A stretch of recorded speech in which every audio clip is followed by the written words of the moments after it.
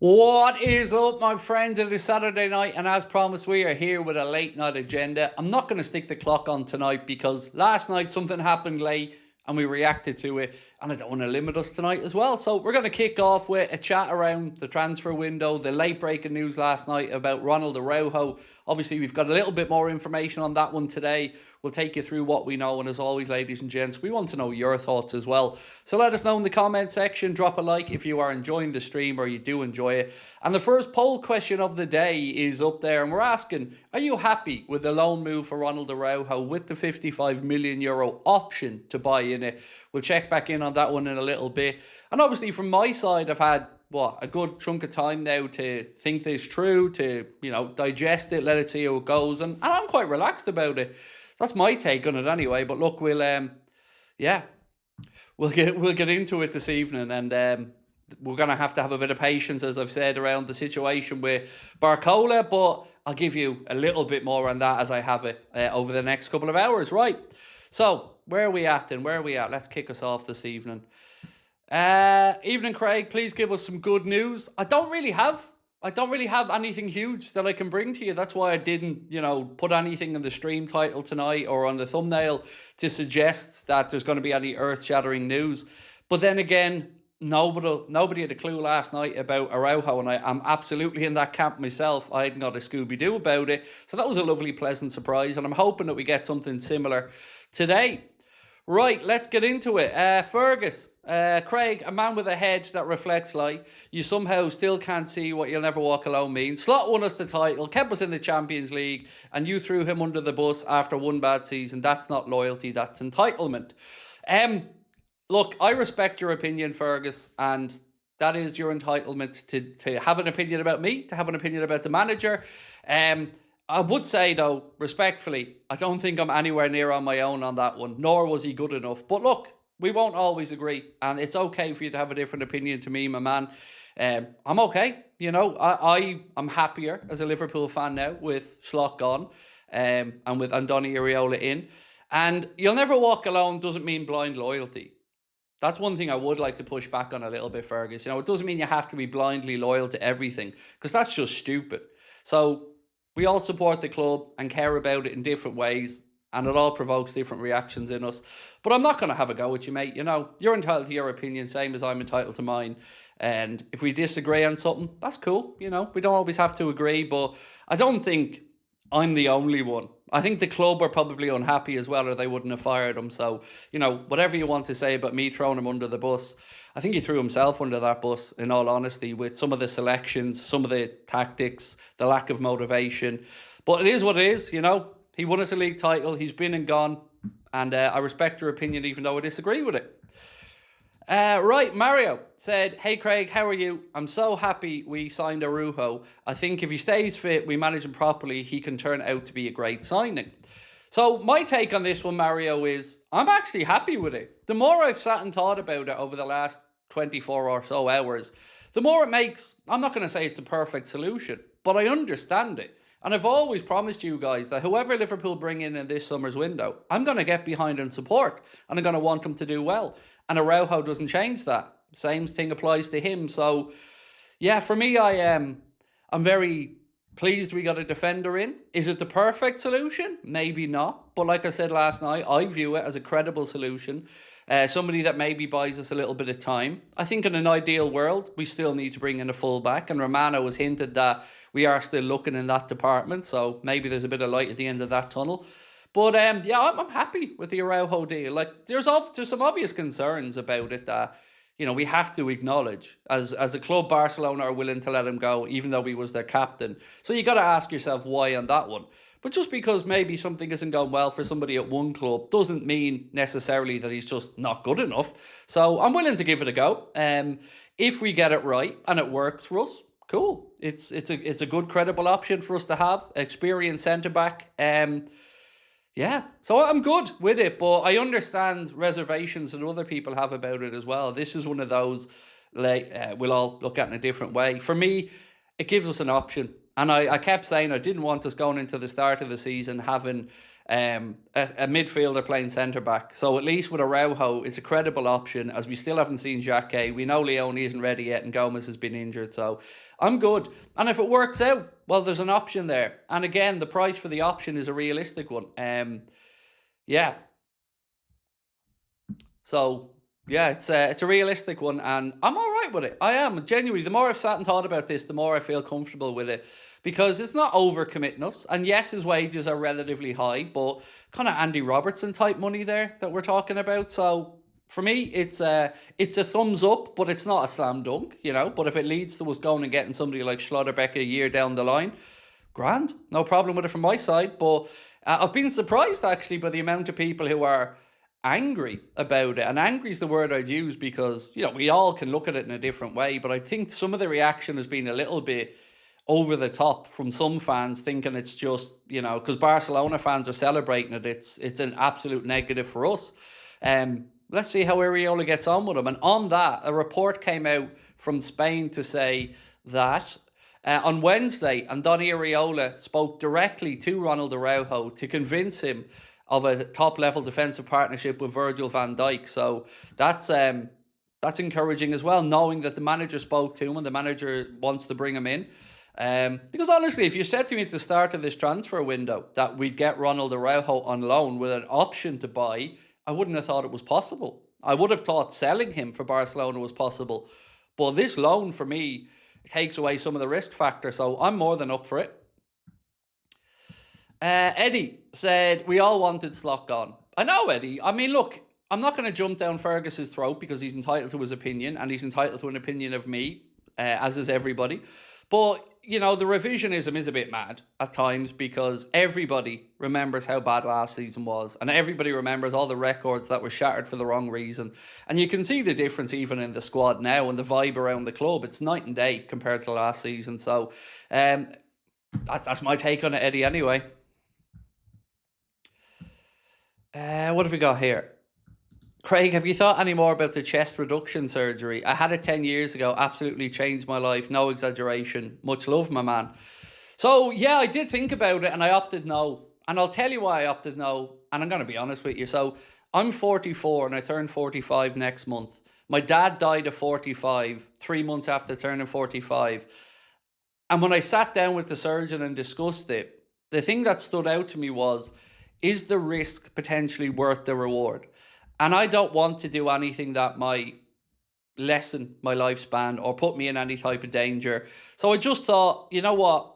Gonna have to put up with it. It is what it is. You're gonna have to put up with the man boobs and just get on with it. So for me, I just didn't think it. If I was younger, maybe. But, you know, at 44, I just didn't want to take the risk, in all honesty, mate. And I want to be here. So anything that can, you know, if it was something I needed to have done, like something that was physically making me sick, different conversation. But for an elective surgery, I just thought, nah, it's not for me. Right, Mario said, hey Craig, Graham Bailey said Arsenal are in for Barcola, and some rumours from others follow on X, getting nervous even though we're confident. I mean, I don't like to talk negatively about outlets or anything like that, but on the Barcola thing, I know people who've already written their articles, who've already recorded some of their content, and are ready to go as soon as that deal is announced with their content around Barcola. So I don't believe anything has changed. I still believe that we are trending towards Barcola joining Liverpool. I don't think Arsenal are going to come in and hijack anything.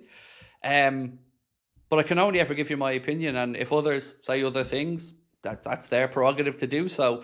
Some of the stuff I seen yesterday from Team Talk was a little bit out there, to be honest with you, and I just thought it was a little bit far-fetched. But, you know, everyone's going to have an opinion, everyone's going to have a viewpoint, and everyone's going to have some confirmed sources or not. So yeah, we'll just see what happens and play it by ear. He lost like 8, Thomas said. If this is about Slot, mate, he lost, I think, what was it? It was some ungodly amount over a calendar year. I can't remember exactly what it was. But, you know, if I was on here, let's say, talking about Slot, people would come on and tell me to drop it. So I found it weird that somebody came in with a €25 super chat to start talking about the past and trying to somehow say I threw the manager under the bus. I mean, I'm almost complimented that he thinks I have that much of an impact, but you know, every one of us wanted him gone. And to say anything else, I think, well, the majority of us wanted him gone. And clearly the club thought the same, but they wouldn't have fired him. Pad said Madrid definitely offering Endrick on loan to clubs at the moment. BARCOLA will arrive, so an Endrick loan to add to an ARAUJO would make me a lot more relaxed. So the thing that puts me off the idea, and I don't have a clue, but the thing that puts me off the idea of it is his agency. So yes, he's been offered around. There's no denying that. Plenty of outlets reporting that he's been offered around, but with Rock Nation being the agency that represents Endrick, and obviously Liverpool and PSG and a few other clubs having had, shall we say, not too great a summer with those guys, I don't know. I don't know if it's something that would be looked at by Liverpool. So the honest answer for me, mate, is loads of Liverpool fans are open to the idea of it, but I have no idea whether there's any credibility to Liverpool or not. But you're spot on, Padge. He is being offered around on loan. Yes, happy with a centre-back. The no centre-back, Craig, said Derek Cannon. That's exactly it, Derek. Like, I know people don't ever think of me as a logical person most of the time because I am an emotionally led guy a fair chunk of the time. But if I look at this objectively and try to remove the emotion from it, can I bring myself to a world where I think maybe Schlotterbeck was the target, as that ITK Space account mentioned? So and it's a bit of a leap of faith, but if we can go to that extent and say that perhaps he was the target, and I have to say perhaps because I don't know. If he was the target and then his injury kind of put scupper to that, and then Gomez's injury made Liverpool feel like, shit, we really can't hang on here, then I think ARAUJO is a very credible piece of business. You know, I guess the future will tell us whether we go back in for the likes of Schlotterbeck or not. But I kept talking about experience to you guys as something that our backline was missing. And Ronald ARAUJO brings that. Now, of course, it's a mixed bag. He's capable of great performances. He's capable of shocking performances. I'd almost say he's almost Canade-like in that regard. But this is a very credible one for me. And if it is a placeholder till we can sort something more permanent with Virgil leaving in a year and Gomez leaving in a year, you know, let's just hope that he doesn't pick up injuries. He looked really sharp in some early Barcelona training and a few bits I've seen as well. I'm never going to judge anybody for needing or taking a mental health break. You know, I'm an advocate for mental health, and I'll never look down on anybody who feels the courage to speak up and say, I need a break. You know, it happens to us all occasionally. Doesn't matter whether you're a millionaire footballer, whether you're a working class person. If you need mental health help, you need it. And credit to him for that. So yeah, I'm okay with it. I'm not going to sit here and tell you it's going to move the needle and make us win the league. But as you said yourself, Derek, it's better than no defensive cover. And this isn't an Ozan Kabak or somebody. This is somebody who has played at a high level. Stevie Boy said, I see ARAUJO playing right back when all our centre backs are fit. Well, it could absolutely happen. Now, I haven't done the research on this particular part of it, but somebody said to me earlier on, Stevie Boy, that Szoboszlai's actually played more games in his career at right back than ARAUJO has. So I'm a little bit more closed off to the right back side of it because it isn't somewhere I initially think. Like if it was a Jules Koundé, I'd have thought, yeah, right back, he can play right back, no problem, and right centre back. So ARAUJO can do it, and I'd still prefer him to do it over the likes of a Jones or a Szoboszlai because I don't want Dominic Szoboszlai being taken out of his natural position. So yeah, I'm okay with it. The fitness thing, look, he's had a few injuries over the years. There's no getting away from that. And you also, like I said at the very start, you got to ask yourself why Barca would be willing to let him go. It could be a wage thing. It could be them trying to move around some money to get the deal for Rodri over the line. So they could be looking to get some wages off the books and stuff like that. So this could be one of those positive opportunistic deals for us. And I'm certainly in no way angry about it. I'm on board with it. Jack said, we all wanted a centre-back that can play right-back. When we get people in the chat don't want, it's cover, stopover, thinking, and let it be, we don't have to sign him permanently. Look, we're all going to look at it differently, Jack. You know, I understand people who might feel a bit frustrated by it, but I've made you guys a promise, and the promise was I will get behind whoever Liverpool bring in. And I kept saying all summer that the only thing I wouldn't accept as a fan is nothing. I didn't want us to go in understaffed. And yes, this is a stopgap, but it's a credible one. And it gives us a bit of depth. And that's all I ever asked for as a fan. I want Iraola to have players that he thinks he can turn to, players that he thinks can do a job. And clearly he believes Ronald Araujo can do that. And I'm right behind him. I want him to do well. Panray said, get Romero, Paredes, Pablo Aimar, Riquelme and Simeone. Let's get filthy. I was wondering where you were going with that, dude, when I start reading it. I mean, I'm thinking Romero, I don't know, that's a bit worrying. Then when I start getting down to Pablo Aimar, and I'm thinking, all right, he's on the wind-up because I loved him. I loved Aimar back in the day. That Rafa Benitez Valencia team had some absolute savages in it. And savages in a complimentary way, like really good players. Ayala and Aimar were ones that I definitely enjoyed watching.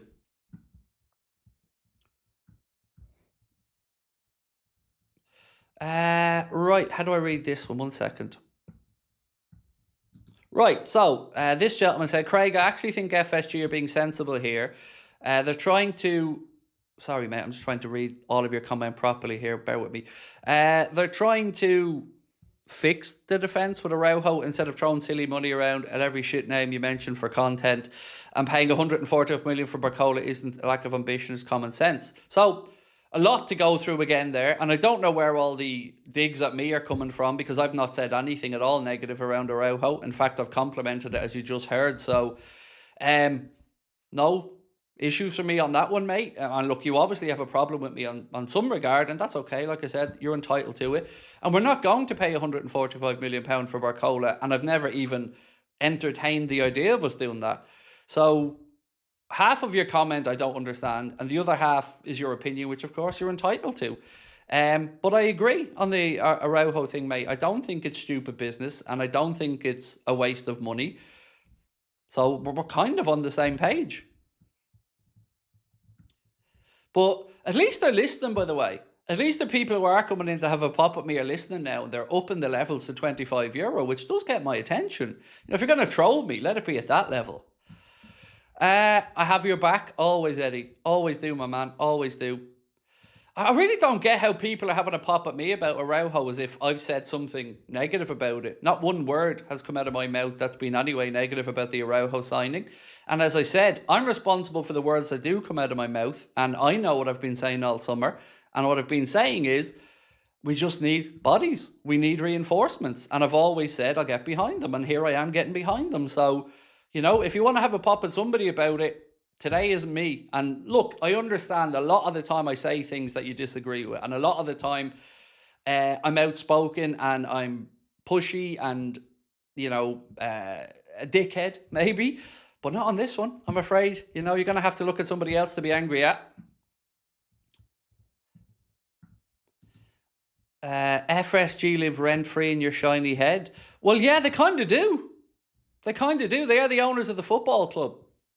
So the owners of the club kind of would be in my thinking, seeing as this is my livelihood and my passion. I mean, and it's a beautiful shiny head. You are right. I mean, I look at it sometimes and I just think, you're a sexy bald man, Craig. I mean, I look at it and I just think, you know what? I can see why the trolls are wanting a bit of it, because that is a shiny head. And it is a head that just, you know, you throw in the eyes as well and the eyebrow, and I can see why I make you weak at your knees, mate.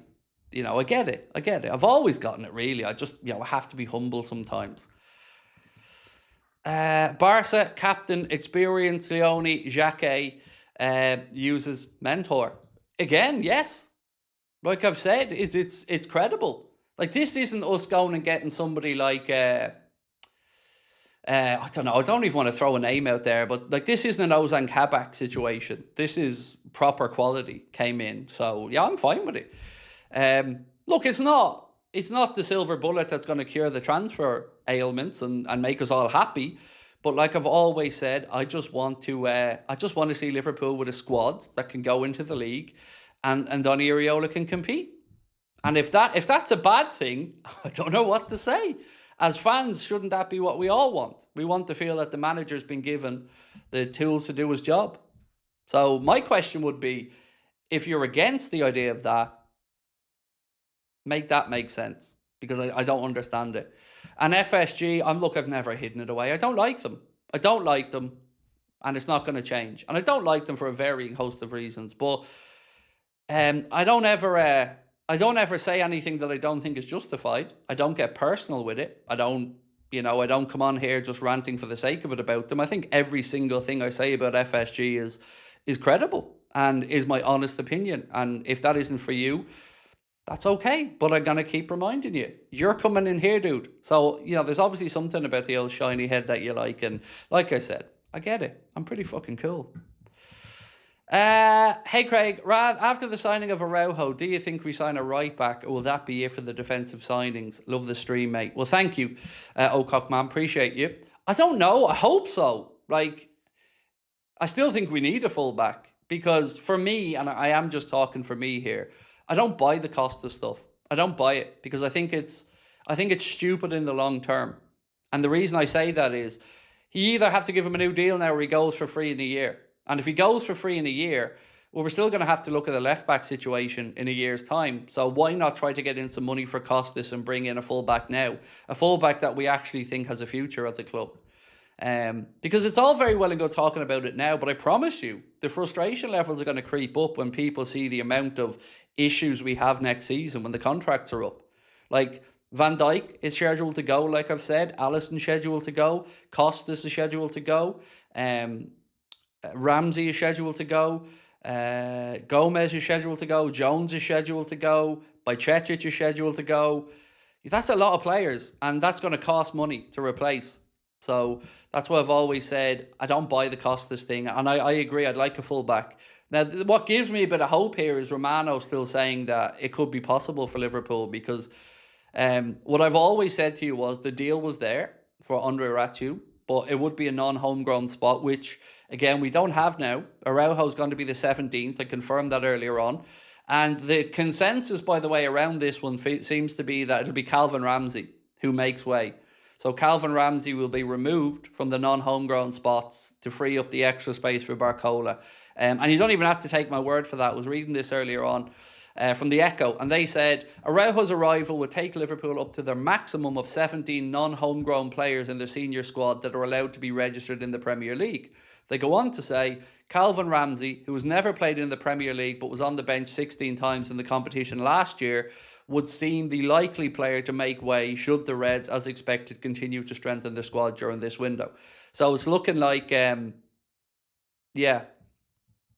looking like Calvin Ramsey will be the one to make way, which again is somewhat sensible, right? And I always only ever ask for definitive decisions from Liverpool. Like, as a fan, I don't know how you guys feel about it, but as a fan, the amount of players that we seem to continuously just loan out over the years, like Reece Williams, players like that, I just felt like, look, we know these guys aren't going to make it at Liverpool at this point. So just draw a line under it and bring in as much money as you can to help with the windows and help the manager build the squad that he wants. That's at least my thinking of it. Apart from Will Wright, it's still rare to see players moving from the lower leagues to Premier Leagues unless they come with a club that gets promoted. That's true, but isn't it beautiful when you see it? It was very weird to even hear that whole thing about Liverpool and Arsenal battle for Salford's young striker. Like, that definitely felt a little bit strange, but in a good way. Because if you go back through the years, like, Liverpool have got some great players from the lower leagues over the course of time. And, what I've liked about Will Wright in pre-season is he has a bit of physicality about him. I've seen him climbing up the back of centre-backs and putting himself about a little bit, and I really enjoyed that side of his game. So I think one more season for Will, maybe with the 21s, maybe out on loan or something, but he's not too far away, and I like what I see with him. And you can see why Liverpool and Arsenal were going head-to-head to try and get him. And, we had a higher option, I think, on the table from Arsenal wage-wise, but wanted to come to Liverpool. So we asked, are you happy with the Araujo deal and the €55 million option in it? 73% of you guys and girls said yes, you're happy with it, and unsure 17%, and no 10%. So to the people that said no, because obviously the ones that said yes, I understand. For the ones that said no, let me know what it is that you're concerned about, and we can have a chat about it. And I mean that sincerely, because, you know, I like to try to understand other people's perspectives on it. So let me know why you think it's a bad deal, and we can have a chat about it. Eddie said, this may seem a stupid question. When you sign a player on loan, where do they stay? So initially when players come in, it could be a hotel, early doors, and then they'll just rent a place. Or Liverpool sometimes, and I know what managers, Liverpool had some places that they were renting out and stuff to coaches when they came in. I think Rodgers owned one place initially, then there was Kloppo. With Arna, he lived in Manchester, I think closer to the airport. So yeah, I would imagine it'll be an apartment or something like that, somewhere that the club think is both safe and suitable. But these are things that the club would have liaison officers, Eddie, that would work with.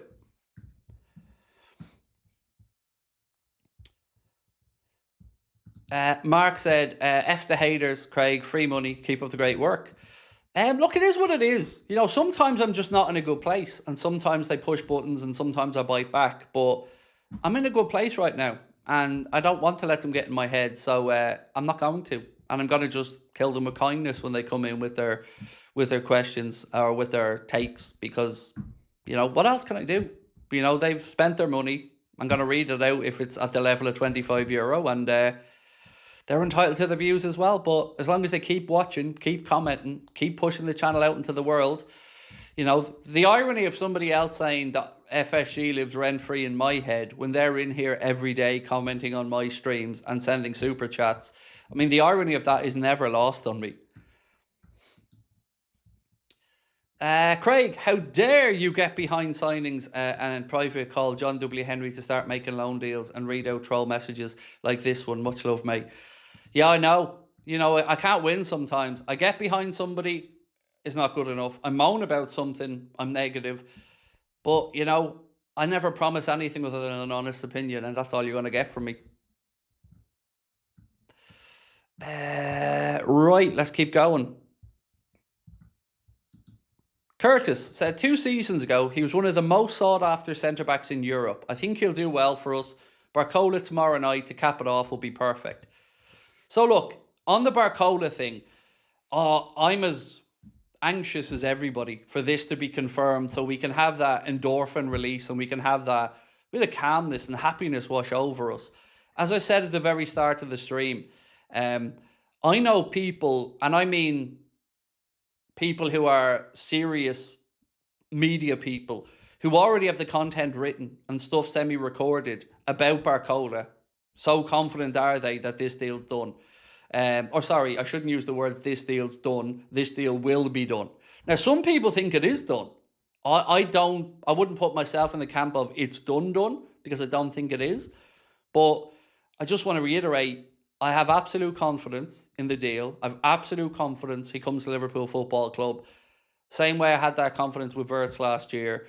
But I understand the frustration, as I say. I'm as frustrated as everybody just waiting for it, because I want to have the moment with you. I want to have the moment where we go, it's done, it's agreed, he's on the way.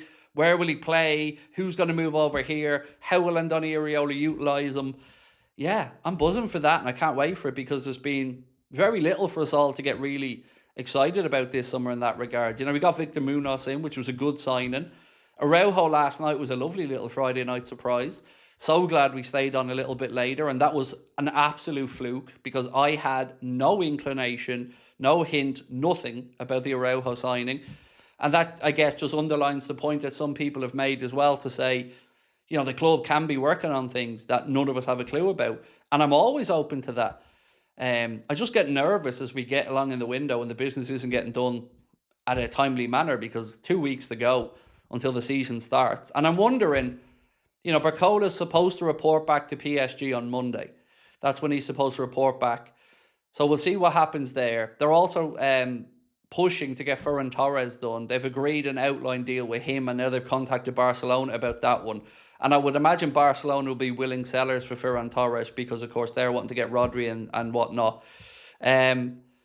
So yeah, let's just wait and see how it goes. But I don't think we're going to be disappointed by the end of the window with it. And I don't know, it might be tonight, might be tomorrow, but I'm really confident on that one. And I've not said anything else all summer with regards to Mbaye. I haven't got a Scooby-Doo on that one, except we're in conversation as multiple clubs are, but I don't know what level it's at. Still don't know why we had Julian Ward over in Milan. Not able to find that one out either.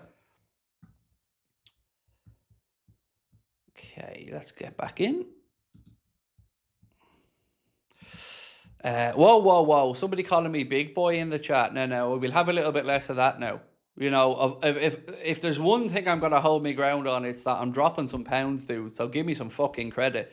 You know, rather than calling me big boy, you know, I've lost a fair bit of weight now. I'm heading towards the 39-pound mark. And I know I'm still chunky and I've got lots to go, but you're not going to drag me down on this one because I'm proud of myself and I'm happy. Hey Craig, the ARAUJO signing is growing on me because he's going to be starting next to Virgil at the beginning of the season, and there is a world where that goes wrong, but I'm hoping it goes well. Exactly that, you know. Like for me, it comes down to a simple thing: do I want ARAUJO alongside Virgil van Dijk till Xhake's ready, or do I want Endo or Gravenberch? Very easy answer for me. I want ARAUJO. I want a natural defender in the defensive position, and I don't want us having to take from other areas of the pitch. So, yeah, the more I've sat on it as well, the more I've thought about it overnight, I'm happy. It's not perfect, but it's acceptable.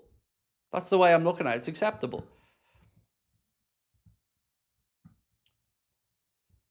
Where was I at? And thank you, Raekwon. As always, my man. Appreciate you.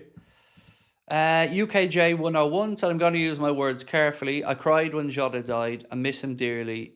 He's on the bus, but it's not time to let go. No disrespect meant. Yeah, I have to say, when I seen it myself the other day, I went in between it being a beautiful gesture and a continuous reminder of the pain. That whole thing, mate, just felt so surreal.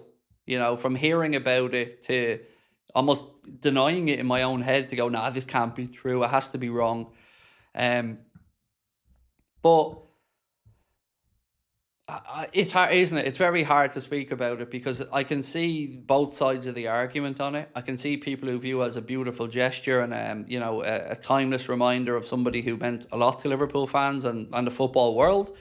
And I can see the other side of it as well, that people think, is it going to be that constant thing that makes people maybe a little bit somber?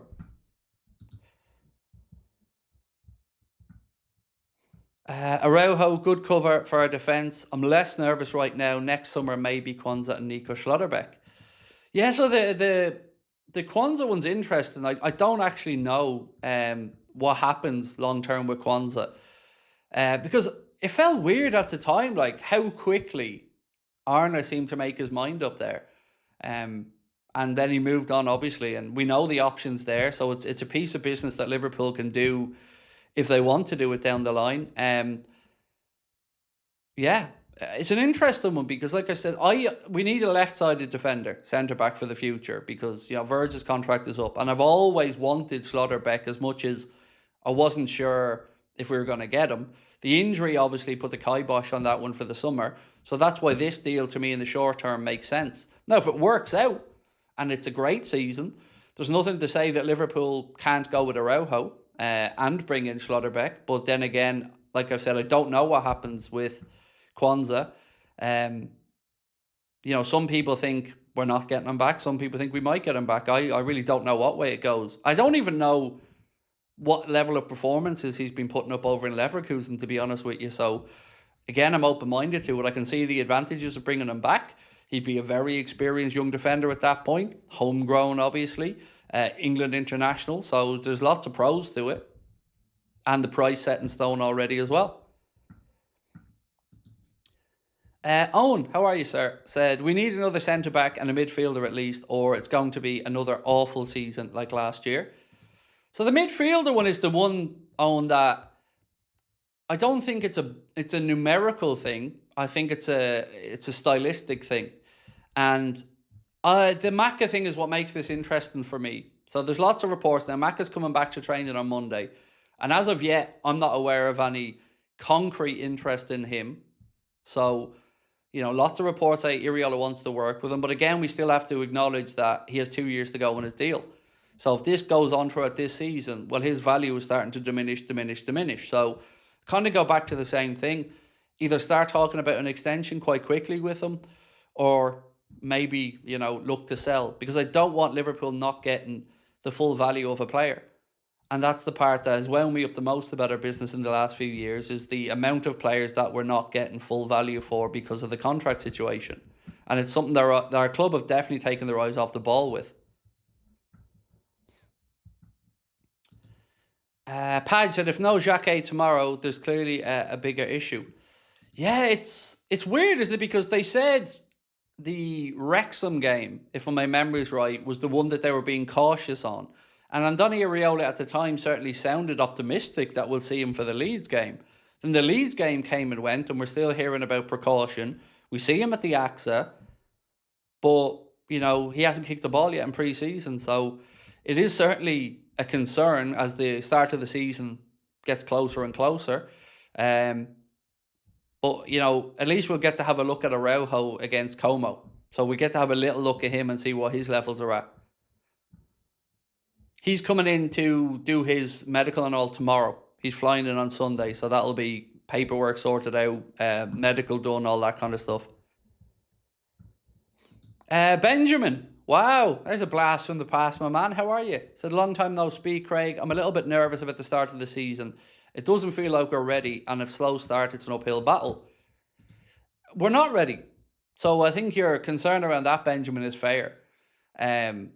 Again, I'll say this. We've had 7 minutes of senior centre-back pre-season games thus far. We still don't have a right-back. We don't have the pace we need in attack, although BARCOLA will solve some of that issue. And I would have liked some of these deals done earlier to give Andoni time to work with players. And I accept it's a condensed summer with the World Cup and all that stuff. But you're right. When you lose the points at the start of the season, there's no getting them back. So, this is going to sound disrespectful, Benjamin, what I'm about to say next, and I don't mean it to be, but the way it's shaping up, Newcastle game could actually be a good game to start the season with, because, we're, talking about our own concerns. They're fucked. Absolutely screwed. I don't know how Newcastle have let it get that bad with their business. And, Bruno Guimaraes was unveiled as an Arsenal player today, so that's another one gone. Tonali went, Gordon went, Isak went. So, yeah, it could be the right game for us to start as well. Or it could go the other way. Yasso could come in and galvanise them, and they could come out and surprise us at the start with a very energetic, in-our-face performance. So we'll have to be up for it. I would buy Tomori or Spence, said Lee.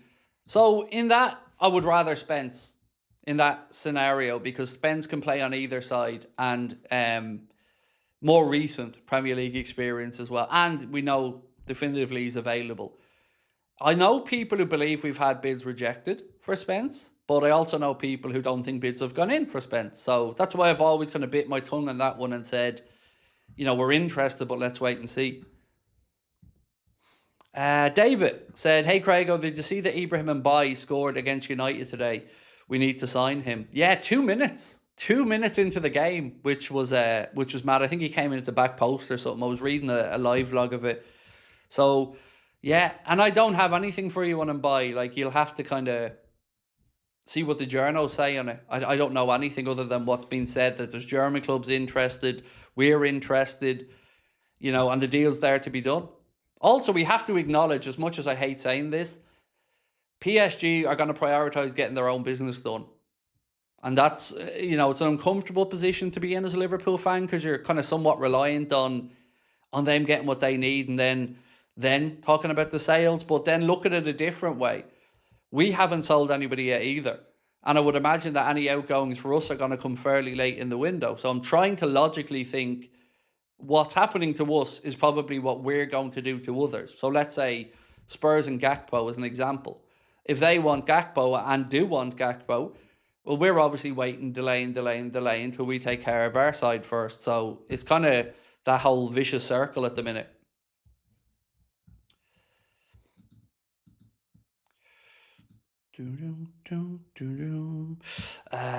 Craig, go to Turkey and grow some hair. I can't, mate. Your mother got us fucked out of the airport the last time we were there. Oh, the holy show she made of me, mate. Honestly, she was going out there in Penny's gear, you know, Penny Primark gear, because she is a bit cheap, isn't she, your L1? And then she came back with all the fake Gucci shit, and oh, mate, Scarlett in the airport, you know what I mean? She had new teeth, new tits, the whole shebang. And here was me, just shiny-headed me, walking through the airport. Yeah. But here's the really funny part, Mr. Troll. I'm not actually bald. That's the funny part in all of this. I choose to shave my head. But yeah, again, I'm sorry your mother's such an embarrassment in that way, mate, but it is kind of what it is, you know. Sunil said, Ferran Torres to PSG is done, opens the door further for Barcola and or Mbaye. I don't know if it's done, is it? I know it's done from the player side with PSG, but I think they were only getting to the conversations with PSG from my understanding. Yeah. So that's where, but it will happen. I do think you're right. I do think it will happen. Would you take Coyote from Brentford at right back? It'd be a credible option, but if my memory's not wrong, and it often is, I think he signed a new deal with Brentford recently enough, which obviously shows from their side at least an intent to keep him. But he'd be a decent option, just not one that I've ever really heard or seen anything concrete for us with. But then again, like was proven yesterday, that doesn't mean anything other than this idiot doesn't know anything about it. Ryan said, I love how you deal with trolls. Solid mind, Craigo. The funny part is they don't see the irony in what they do. And that's the part that I laugh my ass off at, Ryan.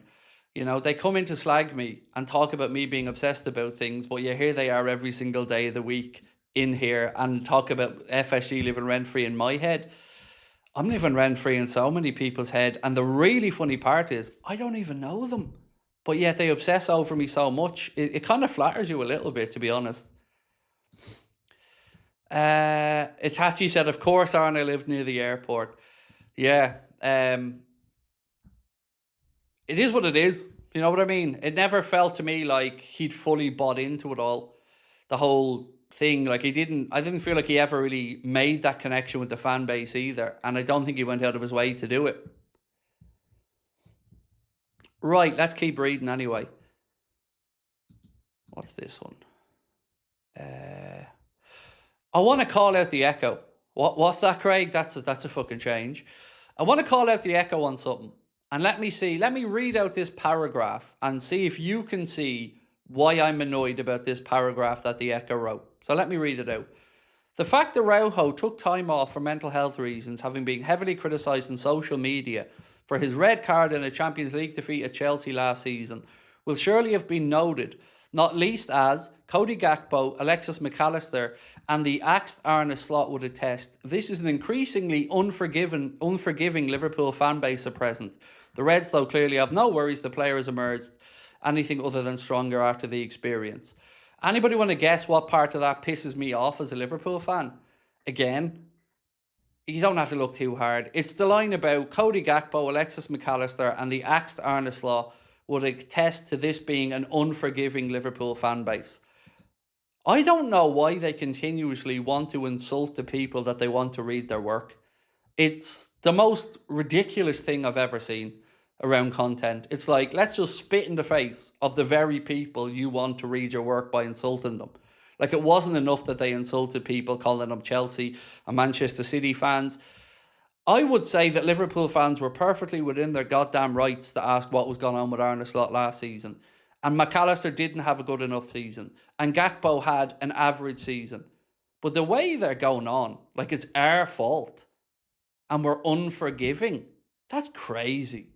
That is absolutely crazy. You know, we're entitled as fans to be unhappy with the season that we had last season. And it's got nothing to do with being unforgiving. It's to do with being realistic and rational. You know, keeping Slot in a job as long as he did was a piss take. So to again see that fans are getting spoken down to, it's fucking crazy. Like, they're supposed to represent the city of Liverpool, and they're constantly talking down to their own fans. It's mental. Mark said, I'm really unsure about the new defender, Craig. Never heard of him. I'm genuinely struggling to think if this is a joke or not, Mark. And I mean that, like, I know you're on the level, mate, but surely you've heard of Ronald Araujo. You know, he's a Uruguayan international, Barcelona captain from January of last year, played there for a few years. Yeah, I mean, look, I would say he has it in him to be brilliant, and he also has it in him to have whoopsie moments. So that's why I made the kind of comparison, Mark, earlier on to Canada, who had those kind of traits as well. The ability to be a top quality centre-back that looks unplayable at times, and also then some mind-shattering frustration about some of the stupidity. And I'd probably say Araujo is in that camp as well. And if Iriola can get him zoned in and get him focused, he could be a real good asset for us. Tom said, at the Brighton game today, Minta looked badly injured. Another option no longer there. Don't mind the Araujo deal, but we still need to get a finger out. Oh, yeah, that's fair enough, mate. There is no real justification for how slowly we've moved in a lot of areas in this transfer market. Yeah, there isn't. And like I said yesterday, before the Araujo deal kind of broke last night, there's no talking about this window in a way that it was a well thought out, strategically planned window. There's definitely been a lot of reactionary stuff going on from Liverpool and hectic stuff towards the end of the window again. But what I'm really thinking about now, Tom, is what happens after the BARCOLA deal. That's what I'm really interested in. Like, is that it then? Or are we still going to try to make progress on other areas of the pitch? Or is it going to be Liverpool then focusing on outgoings? Because I absolutely expect them to look to raise some money as well. Because let's just say BARCOLA comes in at, I want to talk in pounds sterling here. So let's say £100 million sterling. And then you've got Xhaka in, and that was paid for this summer. And then you've got, obviously, Victor Munoz in as well. You've got the guts of £200 million there. And that would be a bigger outlay than last summer with the money we recouped. So I fully expect some sales to happen. And that's why I'm so sure Curtis Jones goes at this point. And the likes of Ramsey might go. And then maybe we see the Gakpo situation evolve. Because if the Gakpo situation gets to the point where Liverpool really push for him by, we could turn a profit on that little exchange. From the point of view of we'd probably get more money for Cody Gakpo than we'd have to pay for Ibrahim Mbaye. So, yeah, that's what fascinates me. Really calm and relaxed about the BARCOLA deal because I believe it's happening. But after that, I'm confused about whether we do anything else in the window or not. I know what I think we need, and I know, you know, what you guys think we need as well, and we're mainly on the same page about that. But what happens, like, you know, clock's still ticking, and 2 weeks till the league starts. Araujo is better than no centre-back at all, let's be real. Kieran, I'm absolutely, again, I know you're probably not talking directly to me there, mate, but 100%. And not only better than no centre-back, better than any cast-off Premier League centre-back that we know damn well isn't good enough. Like, Araujo is a calculated risk, but one worth taking, in my opinion. And I'm fully behind it. I don't know how it works out. It could be brilliant, it could be in the middle, and it could be shit. But I'm okay with it, because it at least solves a problem. And a real problem. Because the conversations that the club are having and putting out about Liverpool being comfortable with the defensive options. I mean, that's the part that had all of us frustrated, because how could you say that with a straight face? You know, Gomez, we know respectfully, when he's available, he's a good player, but his availability has been an issue over time. So, you know, you have that, Xhaka, Leone. It makes sense we needed a defender, and we got one. So let's wait and see. I'm interested to see now if next summer Schlotterbeck is pursued, because that would make me very happy as a Liverpool fan.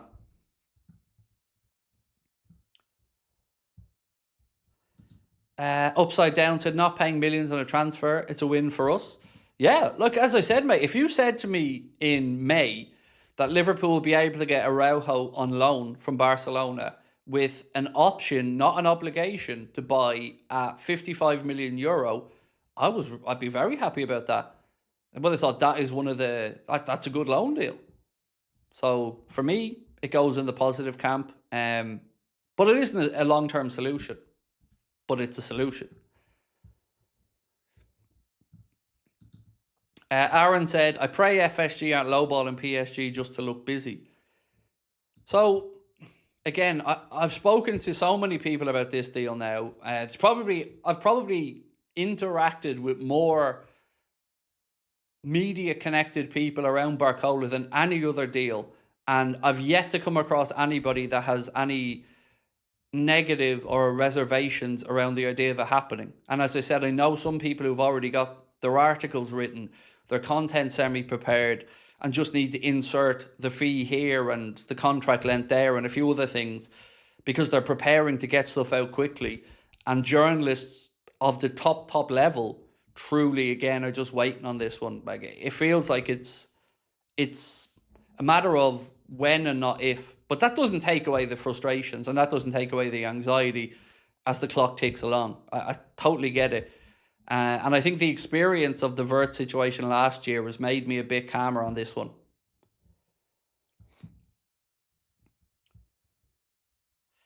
Dr. Zeki said, shame on people who signed this guy, disappointed. I mean, I don't know why the disappointment, mate. I maybe understand your reservations, don't get me wrong. It's not, a permanent solution, but, I'd hope. I mean, let's just ask a simple question. Let me just poll a simple question for you.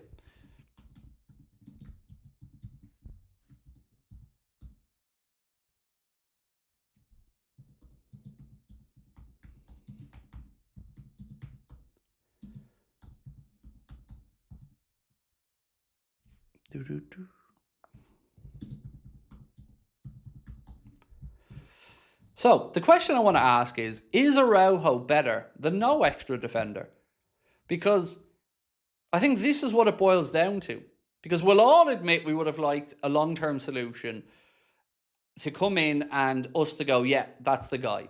I think we'll all admit we would have happily had that and wanted that. But sometimes there is a compromise. And then you look at the compromise and you think, is it a logical compromise? Is there rationale behind this? Can I see why they did this? And Arthur Melo, no. Ozan Kabak, Ben Davies, absolutely not. But Ronald Araujo, 100% yes.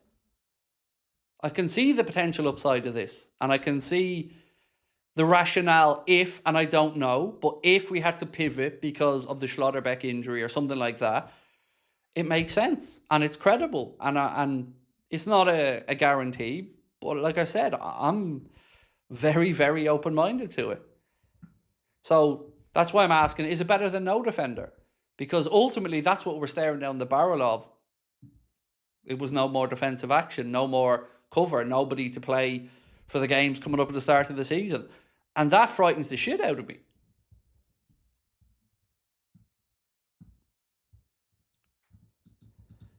Lee said, sell Gomez and Costas and buy Spence. He can cover both left back and right back, plus Mbaye, because he can rotate with Munoz. Yeah, look, the situation, Lee, about players with 1 year to go, I don't even think it should be a debate about selling them. I think if you don't want to renew them, that should be the first port of call. If Liverpool have plans to renew some of these guys, different conversation, get cracking with that. But if you don't, what's the upside of letting Costa stay for a year and going for nothing? What's the upside of letting Gomez stay for another year and going for nothing? Or by Cecic or Ramsey or anybody? I don't see it. But I do see the upside of making a decision now to go in, and as you said, maybe even lose two to get one, but one that we'll actually think is at the level.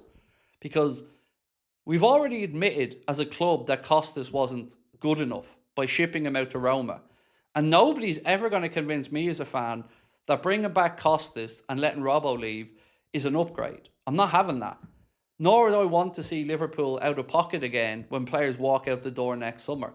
And the partly that frightens the shit out of me most about all of this is, if they extend Costas and Gomez, I think that is even more ludicrous. So I'm with you, mate. Get the money in. Remove some of these lads, that probably don't have futures. Get what you can, and supplement the squad with the people the manager wants and people who have a future. I don't get how that's a big debating point at all. I think it's common sense, because how do we replace these guys if they leave next summer? We all know the first thing we're going to hear is the money side of it. That, we won't be able to go out and do this, this, and this, and this, and then we'll all go, but you let them walk out the door. So I said it about Canada as well, and I was reading something earlier on. I was setting up an X account for the boxing channel that I'm going to start. So I was on X, kind of inadvertently setting that up, and I came across one of the lads from Anfield Index wrote an article about their take on the situation with Ronald ARAUJO. And the amount of people that I've seen in the comments of that article saying, you're an idiot because Xhaka is the Canada replacement. No, he isn't. I don't understand how we got to that point. Canada is not replaced by Xhaka. That is absolutely not what he was brought in for. Xhaka was brought in to replace Matip, and Xhaka was brought in while they were still negotiating to keep Canada. So I definitely am of the mindset that that's why Xhaka is here. And if it is why he's here, we were lied to, because we were constantly told the club wanted Canada to stay and were actively pursuing a new deal with him between January and the end of the season, when we'd already agreed the deal for Xhaka. So I don't understand the grief the guy's getting for that, because it's not true to say that Xhaka is the Canada replacement. That's what the owners would want us to think, but that's not the timeline of how this all came about.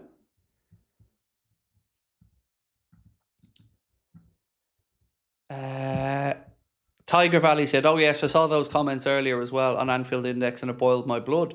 And there wasn't like one or two, there was dozens and dozens of these comments calling him an idiot. And I'm thinking, respectfully, if there's anybody being an idiot here, it's the people who are taking the Kool-Aid and buying into this misconception that Xhaka was the Canada replacement. He absolutely was not. And by allowing that or saying that, you've basically just let the club wash their hands of Canada and not replace them, which I think is madness. Ocock said, if Gakpo and Chiesa go, who plays backup for Isak until Hugh goes back? We can't deny Isak will most likely get injuries. It's a really good question. Munoz can play across the front three, and the only answer I can really give you, mate, is we play with a false nine in one of those games where we can't play Isak. And you're right, we can't expect Isak to come in and play 2 games a week up until December time or November time, or whenever we're lucky enough to get Hugo back. So we do have to have a solution there, and it will probably be somebody playing as a false nine or out of position. That's the only thing I can really think of. And right now, it would most likely be Gakpo. If Gakpo goes, I just don't think Chiesa is good enough. Respectfully, I don't. So I don't think he will be a credible option for us to do. And also, that's another non-homegrown spot that's taken up for a player that's had very limited action over the last 2 years. And I don't know about you guys, but he hasn't won me over in pre-season. I was honest about my views of Elliott in pre-season, and I love Harvey Elliott. You can go back and watch when we signed Chiesa. I was super excited about it, but it just hasn't worked. And that's okay. These things happen. But yeah, logic would say to me, move him on, free up a spot and bring in somebody. Because what, 6-7 million quid a year in wages? That's but it's a fair point. We do have to consider the centre forward position. And that's one of the things that is making Spurs so attracted to the idea of Cody Gakpo, is that he is versatile like that. I can play across the front three. Cool. Do you think BARCOLA starts at Newcastle? Oh, God. It's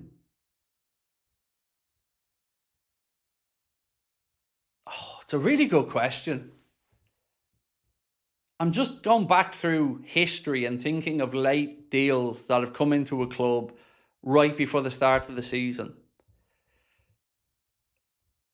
My guess would be no. We see him off the bench, but you couldn't rule it out. It's not like we've got a player here who hasn't been playing much football or isn't ready or fit. He will have to come back and have a bit of a pre-season, but I would certainly say we'll see him against Newcastle. But whether it's off the bench or not, I don't know. I would suspect it's off the bench as an impact player and then ease him in. But then you got to say who plays across the front line that day. Is Cody still going to be here? Is a deal edging closer at that point to Spurs or somebody else? And if that's the case, then who are the options? I feel like Munoz will start on the right. That's something I think will happen. If I was guessing right now, I'd say probably Gakpo or Rio on the left and then Isak through the middle.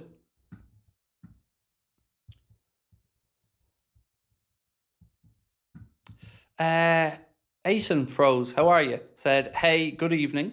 On the face of it, I'm happy with the deal because we need a centre-back and this frees up money for more costly players. It's just that loan deals scare me because they only work if the player has something to prove. I agree with you, but this is the scenario of a loan deal that appeals to me because we have the option to make this work if we wanted to. If ARAUJO comes in and has a stellar season, we know the number already. And it's a realistic number. 55 million euro is a realistic number. It's about 45 million pounds, something like that. So it's in our hands. What annoys me about loan deals is, let's talk about Endrick as an option. If Endrick came into Liverpool, or it doesn't even have to be him, you can pick anybody, and they do well, and they go back to their parent club, we've given ourselves blue balls, for want of a better phrase. So we'd have a player who's obviously had an impact in a good way, and we've basically improved them for somebody else. So that's the part about loans that makes me nervous. But with this one, that's why I was so eager to find out last night if there was an option in it or an obligation in it or if it was a straight loan. And the option makes me much more calm about it. Because if it works well, we know what we can do. If it doesn't work well, no hard feelings and we move on.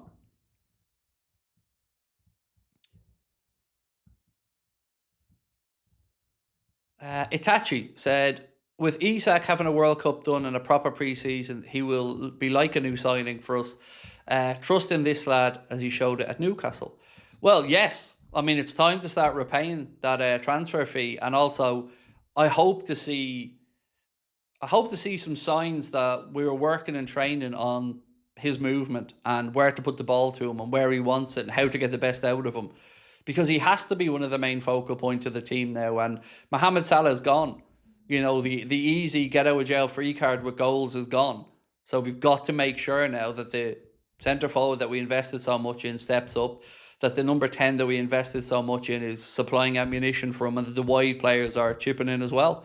So yeah, I don't think anybody's doubting his quality, but we had very few signs last season of anything to get happy about from Isak. Maybe understandably, but that's where I'm at with it. It's time to deliver now, and I'm nervous. I'm nervous going into this season about him and Wirtz because I've got so much belief in both of them, but I can't, as a fan, I can't excuse season 2 being anywhere near season 1 for both of them. There has to be a real progression from the two of them, because they're two of the biggest signings we've ever made. They have to start working now. You get a year, in my eyes, to bed yourself in, particularly if you're coming from another league. But now it's time to start seeing the fruits of that labour. Brody said, yo, Craig, do you think we get BARCOLA and will he be a starter or a sub? Or a super sub, you said, sorry. I'm very, very, very confident we get him, mate, yes. Some people think it's done. Some people think it's already agreed. I don't have the information to come on and say to you it's done, but I do believe it's further along than some people think, and I believe it'll get done. And will he be a starter in the short to medium term? Yes. But initially, maybe off the bench for the start as he settles in. But you don't go and spend the guts of 100 million quid on somebody not to start them. So I think, yes, he's a starter. BARCOLA not on the team to face the filth today. I think he was. I think he's not back till Monday. If my reading of that situation is right, I don't think he's back to report back to PSG till Monday.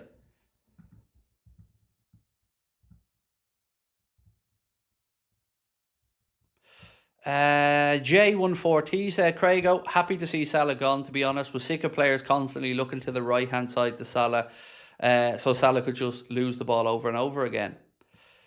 It was, I mean, I can't win here. Now we've got a lad saying boring, boring BARCOLA news. Well, I'm not going to lie to you, mate. You know, would you rather I just came on and put in a headline to get people in to watch the stream and lie to you? I don't have anything new today, so there's nothing new I can add to the conversation. And if anything, I hope this proves to you my honesty, because, you know, do you not think I would have liked as many people watching the stream tonight and us all to be excited? But, you know, it can only give you what we have, and I don't lie. Anyway, to get back to the Salah conversation, it was almost an easy get out of jail card for players, wasn't it? But in another way,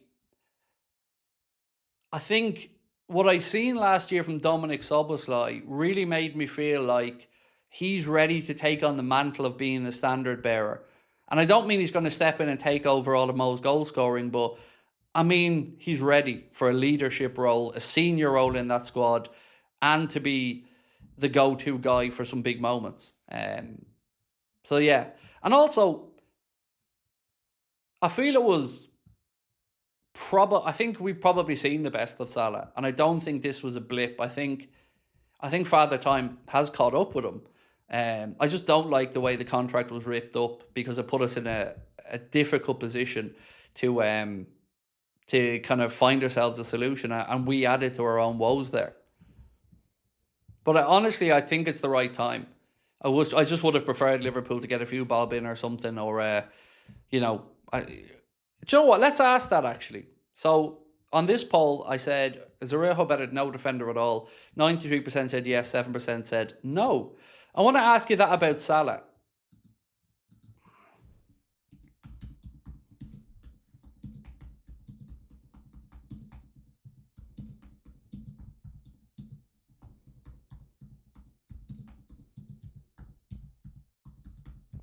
So take out how the contract was ripped up and all that stuff.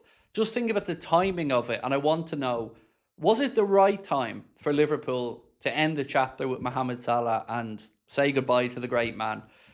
I think it was. And I think we've seen enough last season to know that, you know, there were signs there that some of the things that we'd seen him do so effortlessly before were starting to lead to some more frustration for him. There's definitely a drop-off in pace. But yeah, I think it was the right time. I just didn't like how we just ripped up the contract and said, off you pop. I thought that put us in an uncomfortable position. But you also look at where he ended up going. And I think that, I don't say it surprised me, but I would have thought that there would have been better options for him if he didn't go to Saudi to stay playing European football. And Trabzonspor feels like it's almost proved the point for us that it was the right time to part ways, because that's not a super exciting move.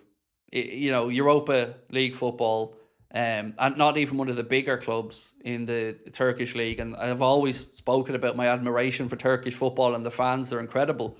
But I think that told us where he's at this point of his career and what type of interest there was in him. You didn't see the Real Madrids, the Barcelonas, the Atletis, the Juventus. You know, they didn't really seem to make a play.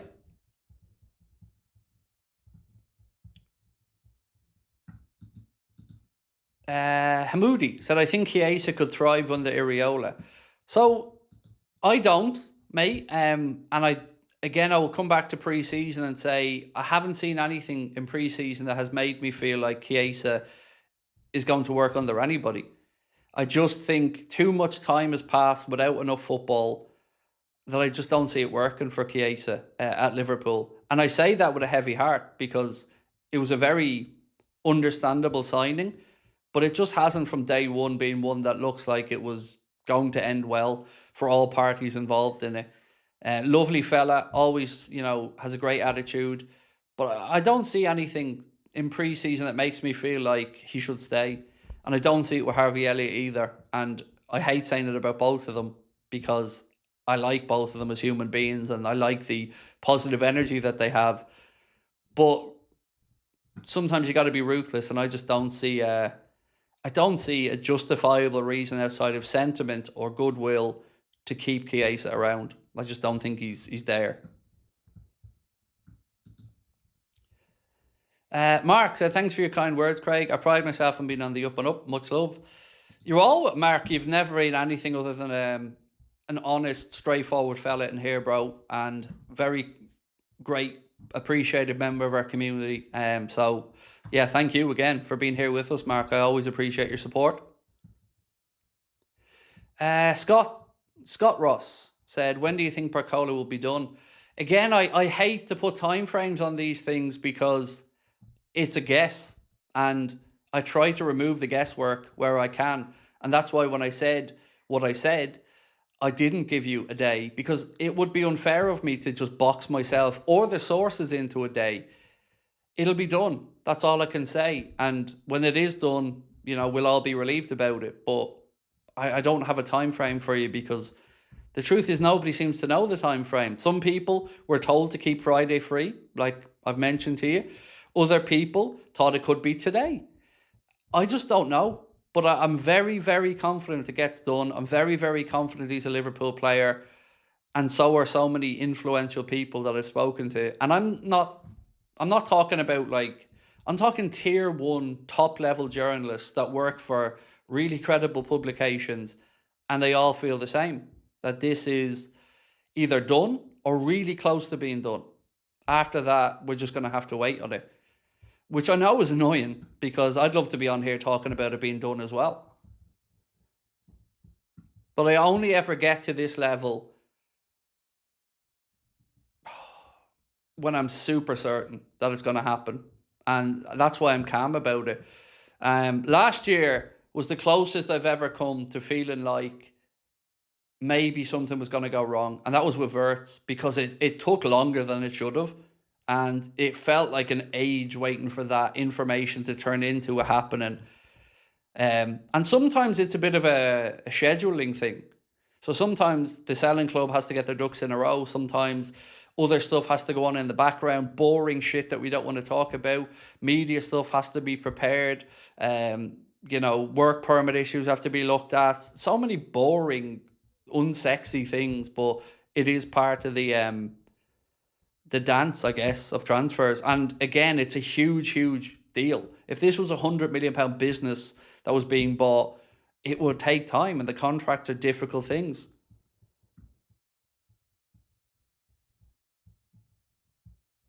If you saw the fans there for Mo Salah, treat Mo like the king he is on his arrival. Wow, he loves it. The fans love him. 70 million per year, no-brainer for the master Egyptian. I mean, I wouldn't say it's a no-brainer.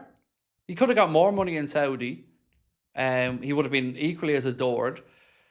And he's not playing Champions League football. And that's the part that really, I wasn't expecting the drop off to that level if he was playing. But you're right about the welcome. I mean, it was hairs on the back of your neck stuff.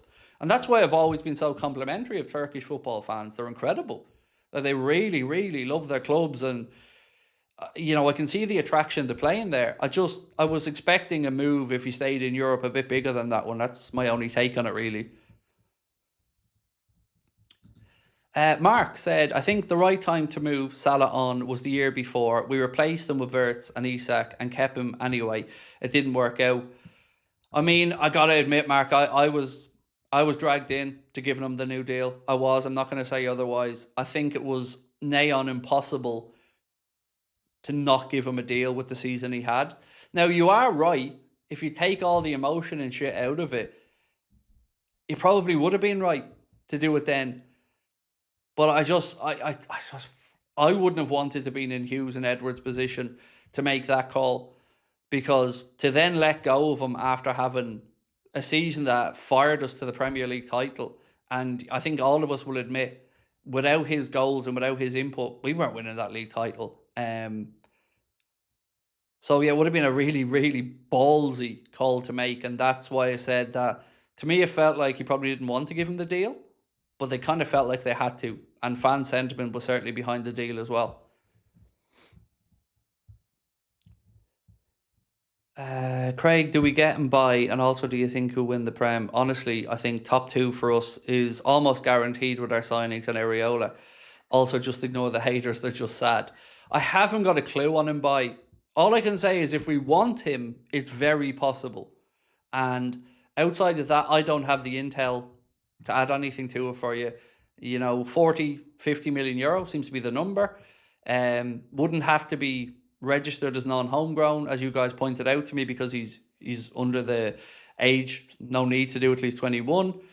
You have a willing seller in PSG. After that, I don't know. Again, another in the plus camp is the agency he's represented by. George Mendes Agency is one that Liverpool have good relations with and have done plenty of business with in the past. I know they've met with his representatives, but that's about as far as I am with it. Would I be open to it? Well, I don't know enough about the player, but yes, because, you know, he must be a talent. And a lot of people that know far more about French football and have watched more of him than me would say he's a very good player. Youngest African scorer at the World Cup as well. But there's also another aspect to this that I think we need to talk about in the same way I talked about it defensively. If Mbaye came in, BARCOLA came in, and let's just say Gakpo left, you're looking at the options up top, and the level of experience there is somewhat limited in the wide areas. You'd have a young Rio, you'd have a young Mbaye, an inexperienced Munoz in the Prem, and then a BARCOLA coming in who has experience but hasn't kicked the ball in the Prem. That's a lot of youth to rely on or to step up in big moments. So I would have a little, not a concern, but it'd be worth keeping an eye on the age profile as well.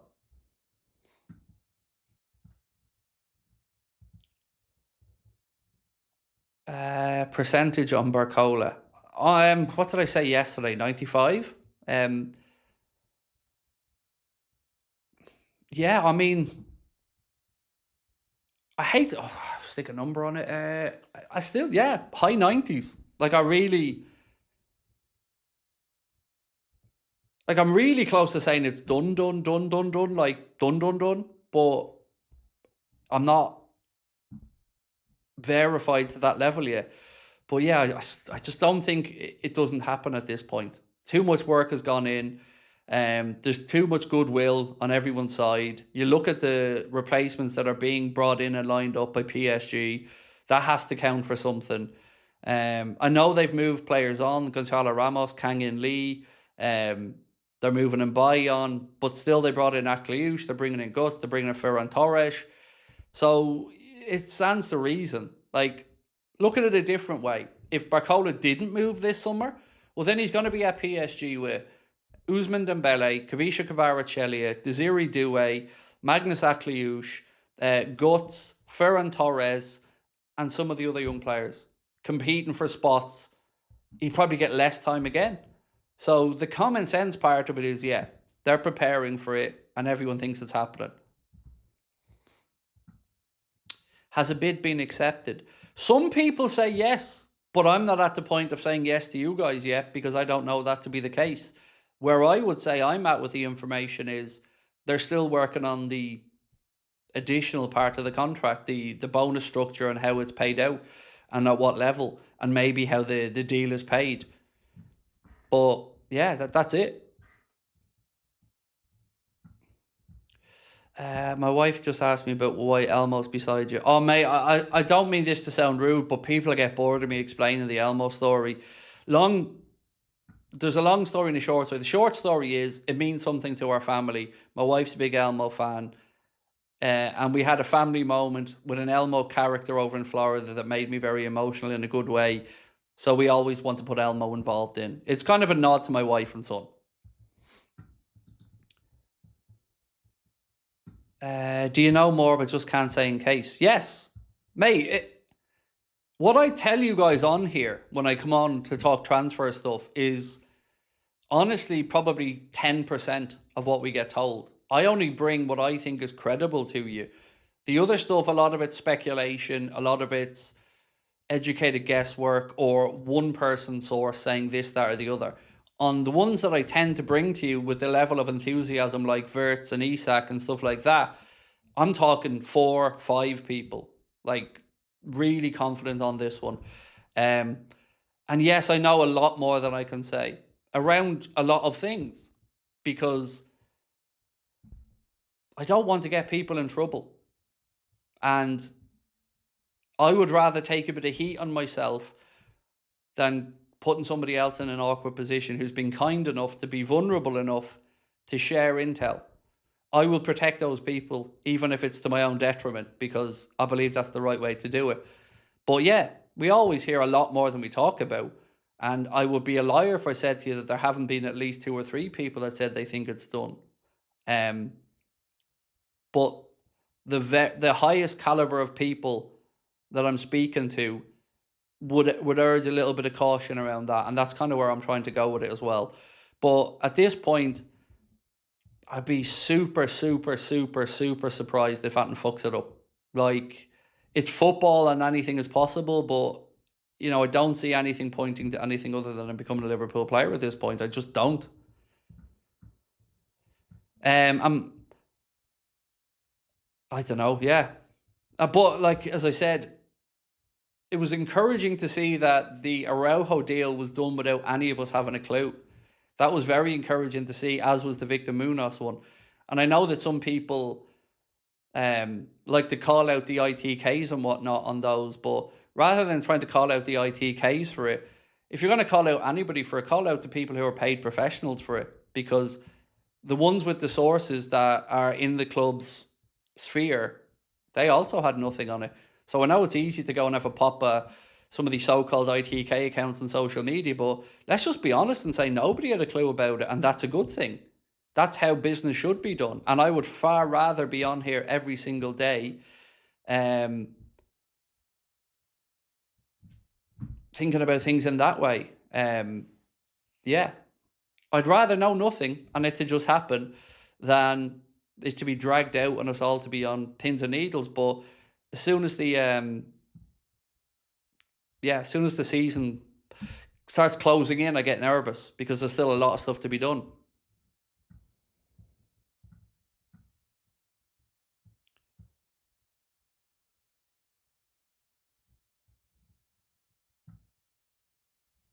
I don't know what someone's putting in a Shankly quote there. Sorry, it was confusing. Anyway, Bison said, "Love your work, Craig. With the amount of players out of contract next year, what do you think estimate the cost to bring in replacements in 2027, and what will the spend be needed?" So, if we're talking about 11 players out of contract, there's probably 5 of them that I don't think are going to cause us any issue. Players that we wouldn't have relied on much over the years, or have been on loans quite a bit, or injured quite a bit. So Ramsey, Bajcetic, Costas, those type of players are ones that I don't think will hurt us too deeply in the long term. But I still think if you can bring in money now, why not bring in the money? Why not give yourself deeper pockets for the future? Because of those 11 players, there's probably some of them coming to a natural end. Some of them never really made the grade. And some of them might be a problem. So, yeah, I don't want to put a number on it because I don't know how it all works out. Because I would sell at least 5 of them this summer. I think Salah chose Turkey to be the biggest star. Saudi has Ronaldo's and the USA has Messi. Honestly, Hamoudi, I think Salah, without any hesitation, becomes the biggest star in Saudi Arabian football, even with Ronaldo there, because of his Muslim faith and because of that part of the world, you know, idolizing him. I honestly think that that would be... I'm not saying he's the same level of player as Ronaldo or Messi or had the same careers as them, but I'm talking about the what's the word I'm looking for? Prominence that he would have had in that league. It was... I genuinely think he would have been one of, if not the biggest guy in that league. Biggest name over there and a huge, huge attraction.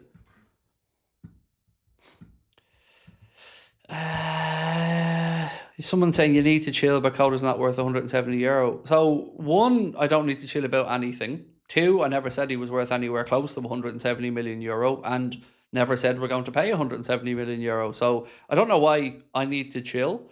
I'm calm. I believe the price will be about £100 million, there or thereabouts, all in, maybe 105. But I don't know, like, it's weird behaviour. Like, who needs to chill?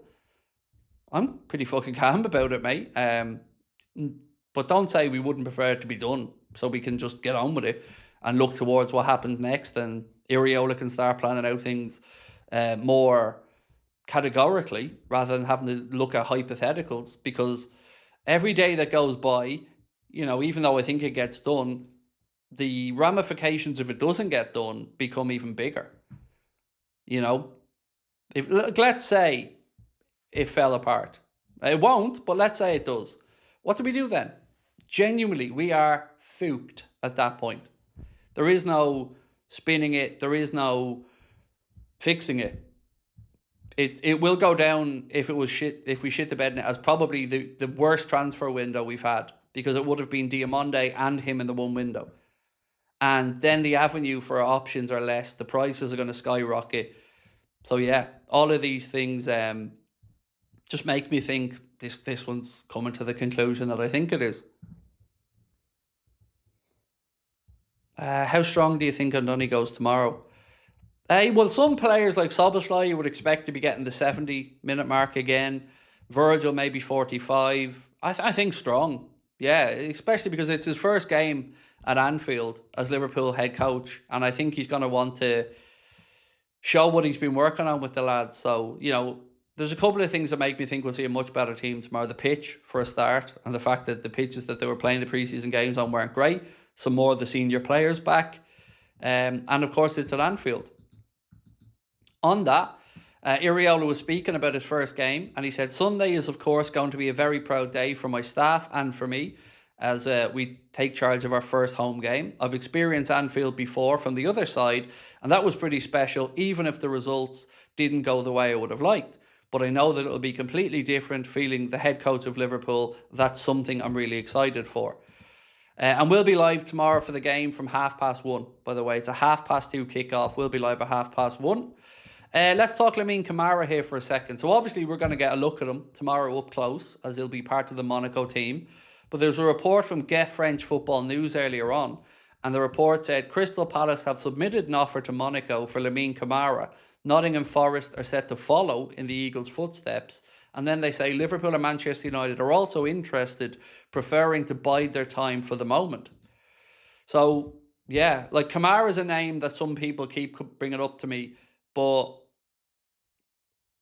if we see other clubs putting in bids and maybe progressing on it, you'd have to say, well, if Liverpool are going to act, they're going to act soon on that one, because you've got Palace and Forest both closing in on them. Forest also, by the way, look like they are actually going to get Ousmane Diamonde, even though initially that deal fell apart. It looks like they could be back to the table on it, so they could get him sorted out as well. Nah, more than that, Craig. I've always said 110 plus 20 gets the deal done. I'm talking in pounds sterling, mate. I said £100 million, which is about 125, 130 million euro. So I did say pound. I did go out of my way to say pound. So that's why I said, yeah. Like if you're talking in euros, 115 million and then maybe 15, 20 in add-ons, perhaps.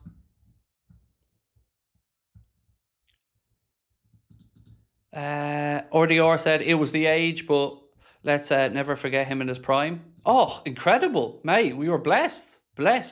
You'll only ever look back at Mohamed Salah's era at Liverpool with incredible fondness and respect, privilege, happiness. He was brilliant, absolutely brilliant, and one of the best returns that we'll ever get for an outlay on a player. Like, just superb.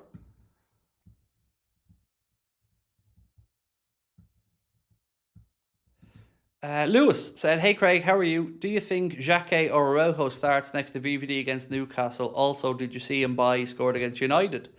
I did see the goal, yeah, 2 minutes into it. I think it ended 1-1 if I'm not wrong. And Bomo with the equaliser for United.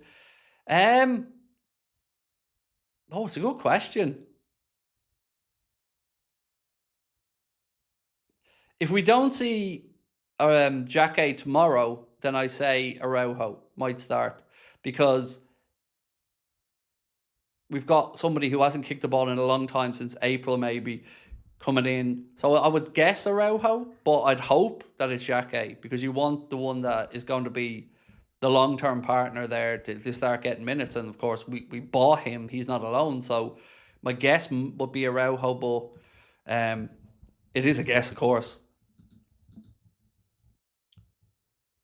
So, Indicala has just posted to say, exclusive, Real Madrid's Endrick has emerged as a potential option for Manchester United. Contact was made this afternoon. The player's keen on the move, but Manchester United have only made early stage inquiries. So, take that with a pinch of salt. Craig, do you think that the longer the BARCOLA deal goes on, the higher the odds of it falling through? No, I don't. I don't at all.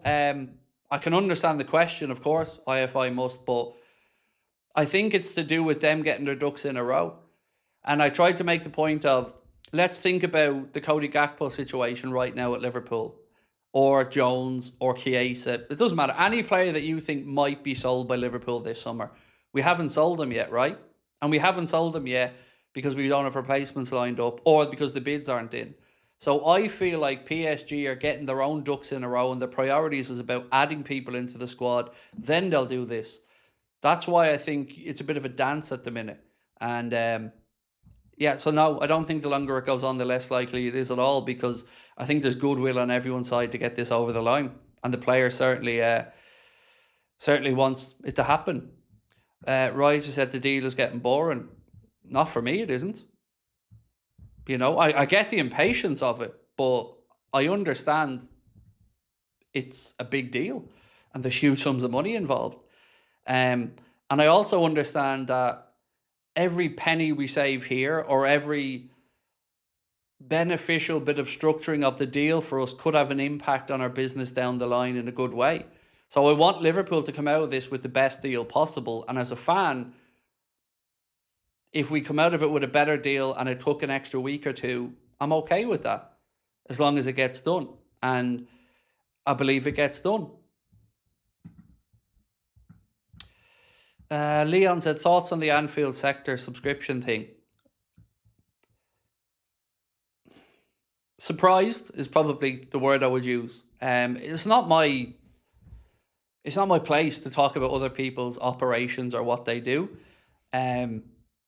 But I'm surprised that they've gone behind a subscription wall for tweets, because strategically, looking at it, and again, I don't know the reasoning, I don't know the people who own it, I'm not trying to judge anybody, but from the outside, it looks like they've opened the door for other aggregator accounts to take some of their traffic. Because the question you ask yourself in these scenarios would be, do you have a USP? And is that USP enough to justify a subscription service? And I always made a promise on Anfield Agenda that we won't go behind a paywall on YouTube or anything, and I will work hard to make sure that's the case. And objectively, from the outside, as somebody whose business has a Twitter account, I'm saying to my lads now, here's a chance. Here's a chance to take some of the traffic, because I don't think anybody would debate Anfield sector with the most successful aggregator account, probably, from a Liverpool perspective on Twitter. Certainly, you know, really quick, really good with news, very good at what they were doing. But will they attract enough as an aggregator account to justify people paying for tweets? I don't know. That's why I say I'm surprised at it, because it's a risky strategy. Because it's given other accounts now an opportunity to do what they've done and take some of that traffic. But I'm not judging, like I said, same way I'm not judging Redmen or the Anfield Rap or anybody else, because everybody has their own reasoning and rationale for things. And I don't want to judge anybody's. My situation I can only talk about because it's mine. Tom said USP, I'm in. Yeah, unique selling point. If you don't have something that differentiates you from everybody else to justify it, and I struggle to see, like, okay, how do I say this? As somebody who would have looked at a lot of what they've done and used, and would have pulled their tweets and stuff for content and a lot, I know now I will just use somebody else. So if somebody else has aggregated news, I'll just shift my focus into looking at somebody else. It won't make me pay for a subscription for it, because I don't think there was anything unique about it other than the speed of it. And I don't see the USP from the outside, but I am on the outside.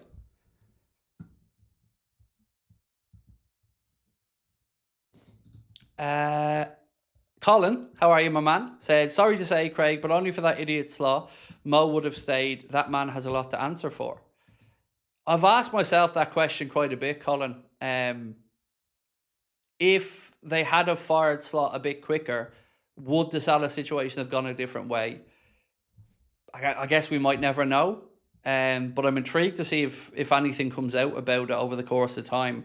And I would certainly be in the camp of thinking it certainly added to the likelihood of Mo leaving. If it wasn't the sole cause of it, it was probably quite high up there.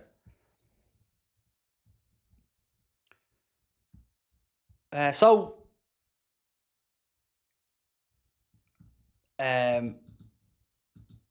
Jim, let me just say this to you, mate. If you want me to say that your cock is long, just say, Craig, can you say, lie to me, missus, or something, and say, Craig, say me cock is long. Trying to bait me into saying something with a fake name that I've seen 500 times, mate. It's not original, it's not funny, it's not creative. And, I'm not afraid to swear on here, dude. So, I don't get the point of that.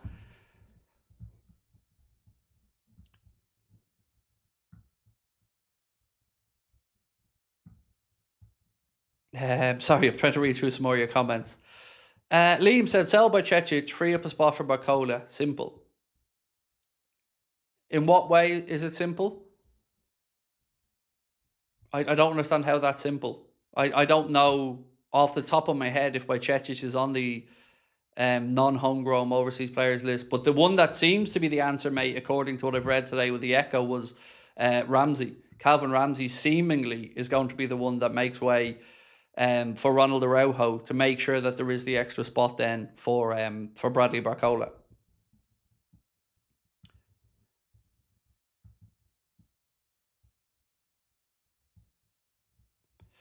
X is no longer going to pay aggregated content creators, so it makes sense for a paywall. Does it? Why? Like, genuinely, I'm having a conversation with you here, not jumping down your throat. Why does it make sense? Because what are they doing other than aggregating news that anybody can do with a little bit of AI or stuff like that? I just don't understand. I don't understand how you think you're going to continue to grow your business behind a paywall. I often say that I think one of the reasons why our channel grew to the size it did was because other people went behind paywalls, and it gave us an opportunity to hoover up some viewers, and as cause stagnation in other people. So I don't think at all, personally, going behind a paywall is going to do anything in a positive sense, because, like, look at it this way. What happens in September when the window's closed? So what happens between September and next summer? How do you justify then getting people to pay for tweets when there's no transfer news? Because nobody's going to pay for tweets about an injury that they're going to find out about 10 minutes later, or about, I don't know, something that happened at training or whatever. So again, where's the USP on it? Where's the thing that's going to make people part with their money? I don't see it. But again, I'm only asking, I didn't come on to talk about this one bit, and I have the height of respect for that account. It's been one of the best Liverpool aggregator accounts, full stop. And I've used it immensely as a Liverpool fan. If I was advising them, I would say it's the wrong thing to do, because they're limiting themselves. And they still have a lot of growth left in them, I believe, because it's such a well-run account. You can't deny it. It's a brilliantly run account, very quick, and it deserves its place as the top. They've earned that, and I don't want them to fall away.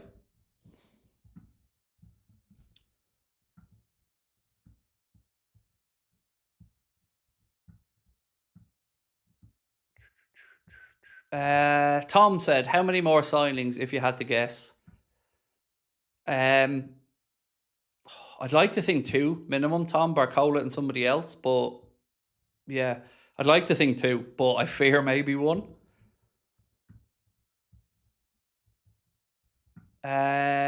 Made by Dave said, looking forward to seeing Munoz in the flesh for first half tomorrow. Oh, by the way, sorry, I did see some Lee Gunner mates come in. How are you all? Lovely to have you guys in as well, and much love to Lee as always. one of my favourite people in the industry. Absolutely love my mate Lee Gunner to bits, and I'm sure he's probably happy with the window he's having and the signing today of Bruno Guimaraes as well. So yeah, much love to Lee as always, and to all of his subscribers. I hope you're well. What's wrong about giving Tsimikas a new contract if he has a good year? Keep him when he doesn't sell. Just give Tsimikas a chance. He'll be good. But he had a chance. Like, this is what I'm saying, Josh. It's not like we haven't seen Costas at Liverpool. And let's be honest, none of us, and I mean none of us, ever thought he was going to be good enough to take over from Andy Robertson, which is why Liverpool went out into the market. So then we shipped him off, and let's not forget Roma had the option to buy him, had they wanted to. So Liverpool had drawn a line under that and said, right, he's going out on loan, and there's an option there to buy if Roma want to take it up. And Roma didn't take it up. So, again, I struggle to think that he is good enough, because he isn't good enough, and he wasn't good enough, and he won't be good enough. That's my honest view on it. And there's nothing that I've seen to suggest otherwise. You know, we don't have to agree on it. That's okay, mate. You're entitled to your opinion. But I think my opinion comes from a place of rationale. Whereas I'm looking at it going, we had Andy Robertson as the backup to Milos Kerkez. Now we have Costas. Is that improving us? Is that making us a better team? Absolutely not. So for me, we've gone backwards in that department rather than looking to go forwards. And we've done it in a cheap way. Because if Roma wanted Costas, Costas would be a Roma player right now. But they didn't. And if he ain't good enough for them, I don't see how I think he's going to be good enough for us in a higher standard of league, a better quality team.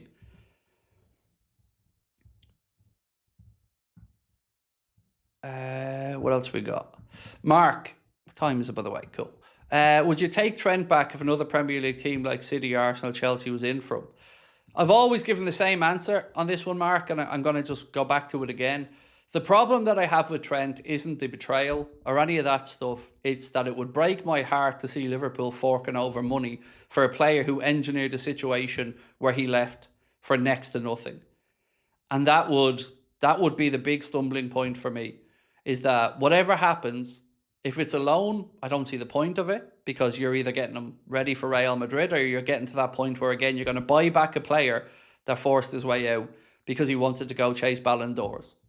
Now, the fact that it's not working out for Trenty Poo over at Real Madrid is a whole lot of his fucking problem.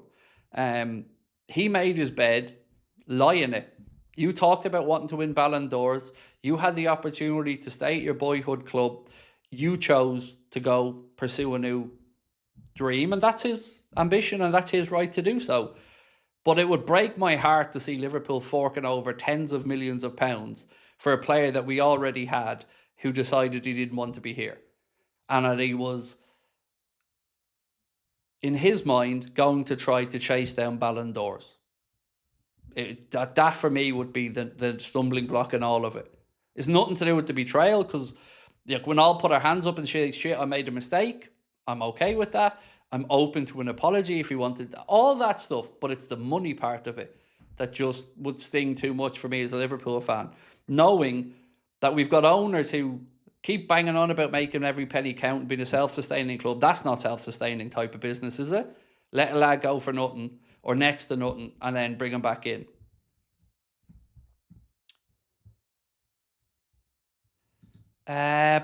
Bison said, love your work, Craig. Thank you, man.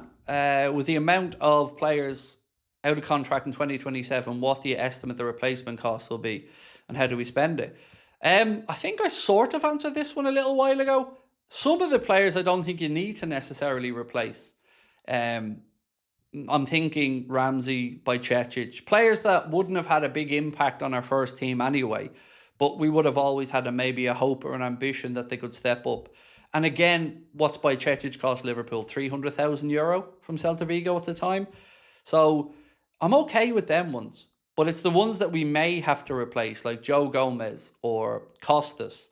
They're the ones I'd rather sell now to recoup some money for. But the fringe players who are, constantly out on loan or on the periphery of the first team, I don't think you necessarily have to replace them.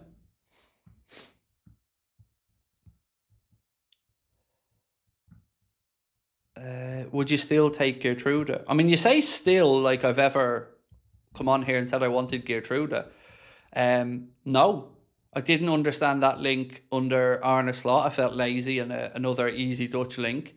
And I don't really want it now either, no.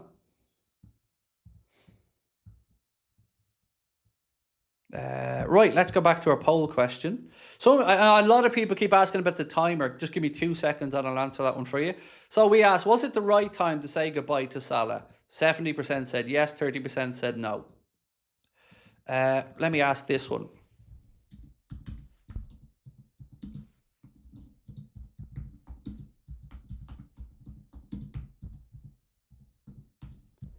So let's ask you guys about the Trent question.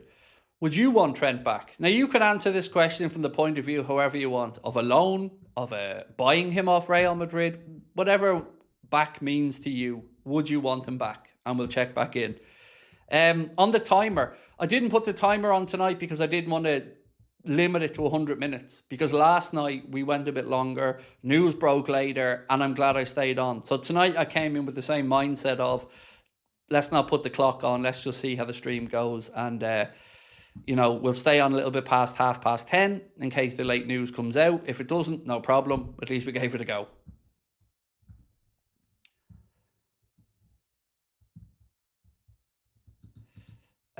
Liverpool FC V said, do you think the BARCOLA deal is closer than we think with him being not being in the team lined up for subs, or is he injured? Any news on the Endo injury? So BARCOLA, I think, was only scheduled to come back on Monday for PSG. Open to be corrected on that, but I think I read that somewhere. And do I think it's closer than we think? Yes.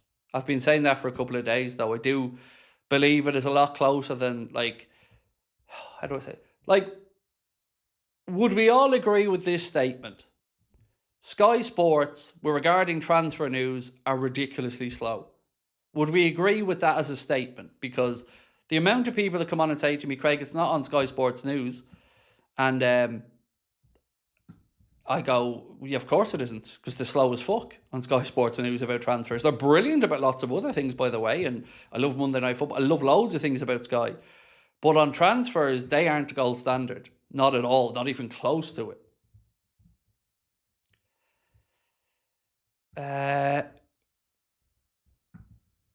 You missed my super chat 5 minutes ago. Well, no, I didn't. I just hadn't got round to it yet. I mean, sometimes I find this weird. Like, some people don't read out any super chats till the end of their stream. I work through both. So I work through the list. And I definitely had missed it, mate, because, it just hadn't got round to it yet. But I have now. And there you go. But thank you as well. Thank you.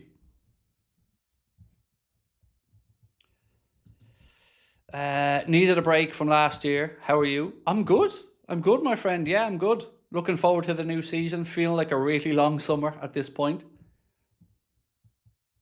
Where's Connor Bradley? Injured. So Chris Williams did some brilliant reporting around this, and Chris Williams said he kind of hinted at the seriousness of the injury getting a bit worse, and then it kind of came out that, yeah, it was a bit worse. And I'm paraphrasing him a little bit here, but he said something along the lines of, the Irish Football Association believe that the manhandling of Connor Bradley worsened the patella injury. Now, I am kind of paraphrasing him a little bit there. So, reading between the lines, it feels like they think that Gabriel Martinelli grabbing him made it worse. And it looks like October, November, I think James Pearce said the other day, before we'll see him back.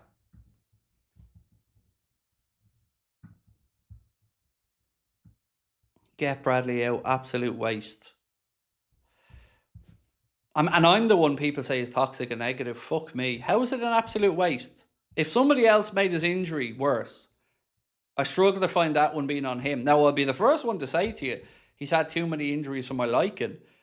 But if the reason he's been delayed back is because of something somebody else did when he was injured, I struggle to point the finger of blame on the player there, to be honest with you.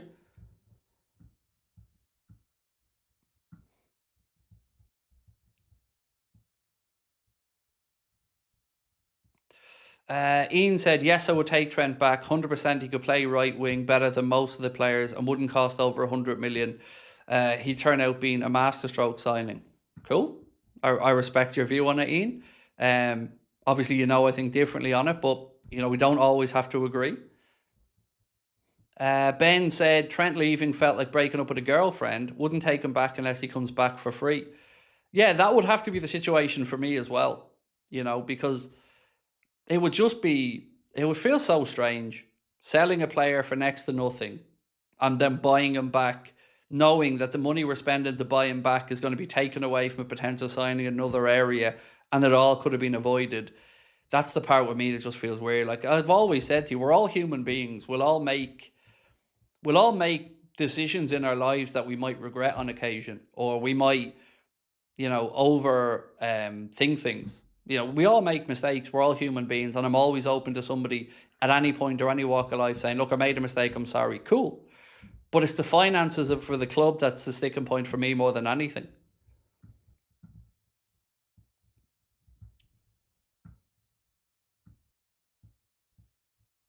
We miss his assists. We do, Damon, absolutely. Like 100%.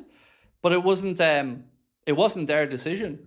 He decided to leave, and he's every right to do that when his contract was up. But I'm never going to say he wasn't a good player when he was here, or he wasn't influential. Of course he was. There's no denying that. We all wanted him to stay, but it wasn't our decision as fans that he left. It was down to him, and it's his life. He's free to make his own career path decisions.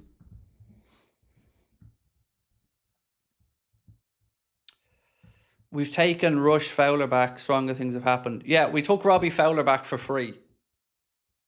And if we got Trent back for free, it's a very different conversation for me. But we're not. And yeah, like I said, the idea of spending 60 or 70 million quid for somebody that you had 2 seasons ago, it would sting for me. You were talking about Lamine Camara earlier. Where is he playing his football? Monaco. You're going to see him tomorrow. And we were talking about him earlier as well. We were saying that Crystal Palace have put in a bid for him.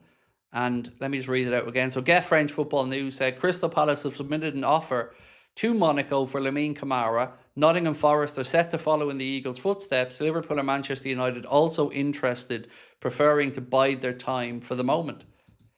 So yeah, that's the latest on that one from the French side of it anyway. Why are you not watching the boxing, mate? I'm recording it. I was supposed to be at the boxing tonight, but like I said, the BARCOLA stuff is at a point where I wanted to be around, because if I was at the boxing up in Dublin tonight and that deal broke, it'd break my heart not being able to come on and have a chat with you guys about it. So I kind of, with Connor being away on vacation, I kind of just hedged my bets and made the difficult decision not to go up to the boxing. So I'm recording it inside, but I wanted to be here because this is always my priority.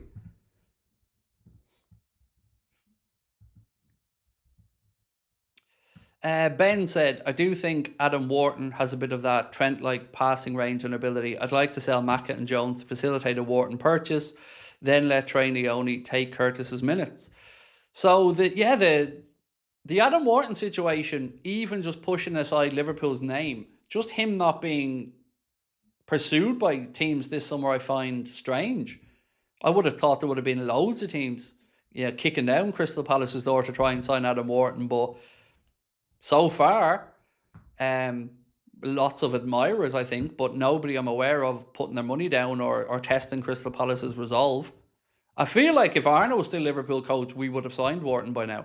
But with Andoni Iraola, I've always said I don't know if he's looking for a different profile, or if he's happy with Macca and he's getting the vibes that Macca wants to stay.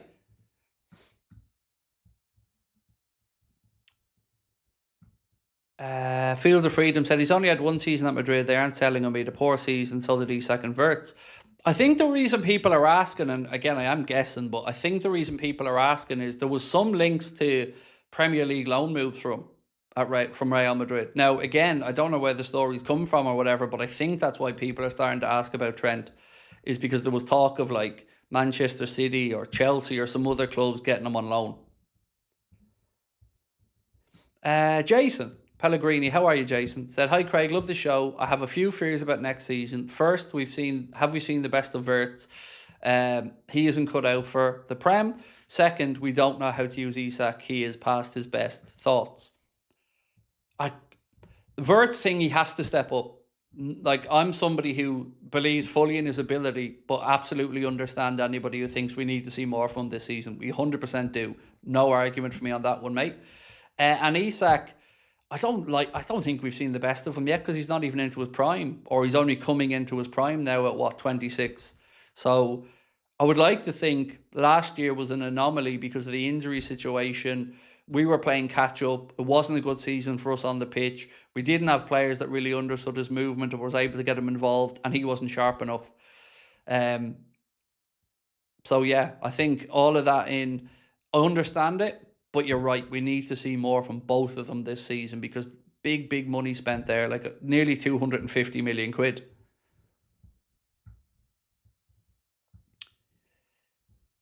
Max Komisky, thank you, Max. Very kind of you, sir. Said, with all the business Liverpool have done, I'm really happy we've managed to get ARAUJO. I'm also really hoping BARCOLA ends up coming to Liverpool, but I still think we need a striker and a right winger or a left winger. I think we need a utility forward, and I was actually happy with the phrase that was being used by the Echo and lots of others about a wide player and a utility player. So I agree on the utility player. I don't like the idea of us bringing in a centre forward, because we will get Hugo back, and then we've got £200 million worth of centre forwards, and I don't want the long-term solution for a short-term problem, but somebody who could be a roundabout solution but still add value to the team longer term, I'd be definitely open for. And what else did you say about that? ARAUJO, I'm with you on. I think it's credible, it's understandable, and if it's a short-term thing for a long-term replacement, like let's say Schlotterbeck, no problem. It's very, very credible, and it's an understandable signing that I think could work out for us. I'm not saying it will, but it absolutely could. Was there anything else in there? I think I've covered everything in your comment. The BARCOLA one, look, I'm really confident on it, that it happens.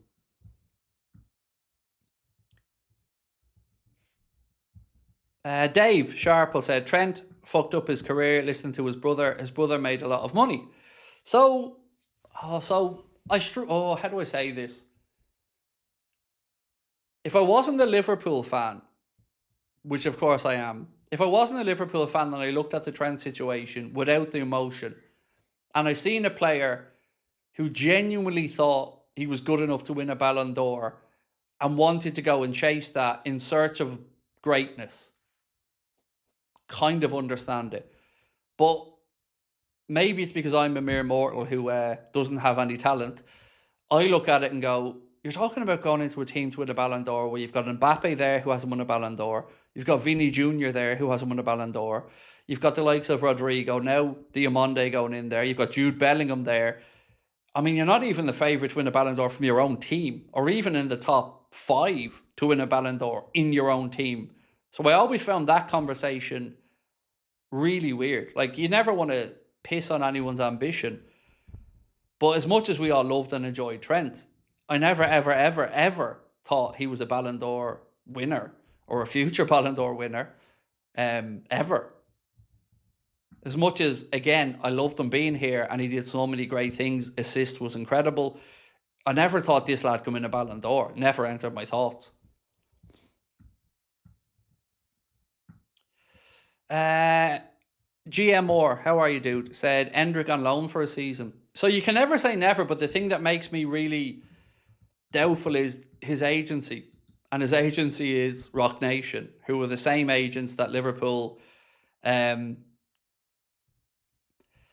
had, let's say, some unpleasant dealings with over Diomande. And that, I don't know, would they be willing to come to the table at Liverpool and talk? I haven't got a clue.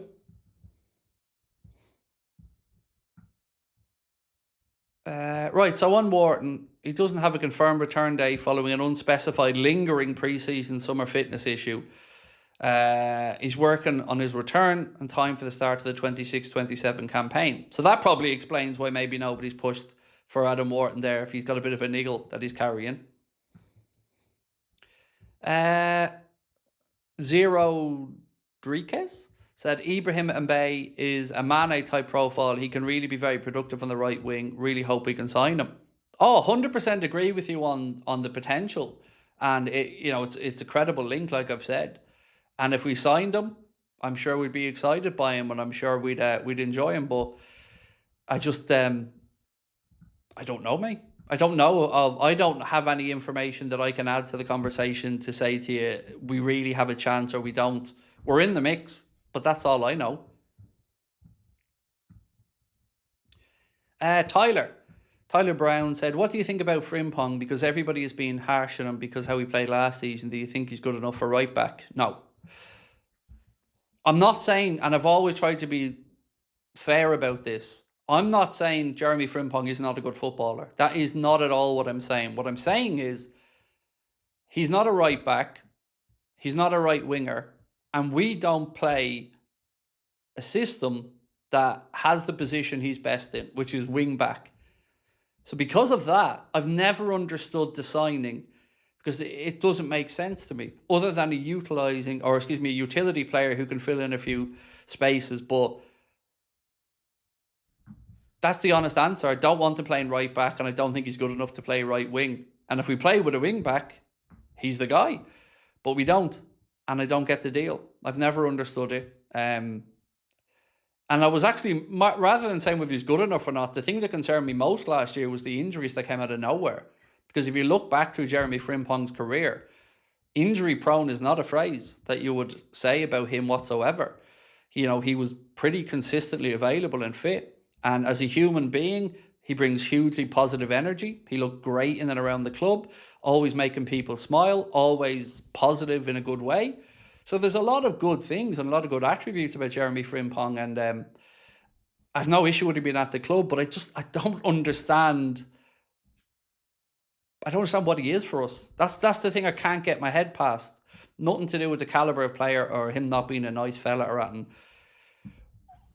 Where does he play? And that's the honest answer, because you might think he can play as a winger, and if you do, fair enough, but I don't. I don't think he can play as a winger at the level required for us. And I don't think he can play as a right back at the level required for us. I think the halfway house we don't use, and that's probably his best position.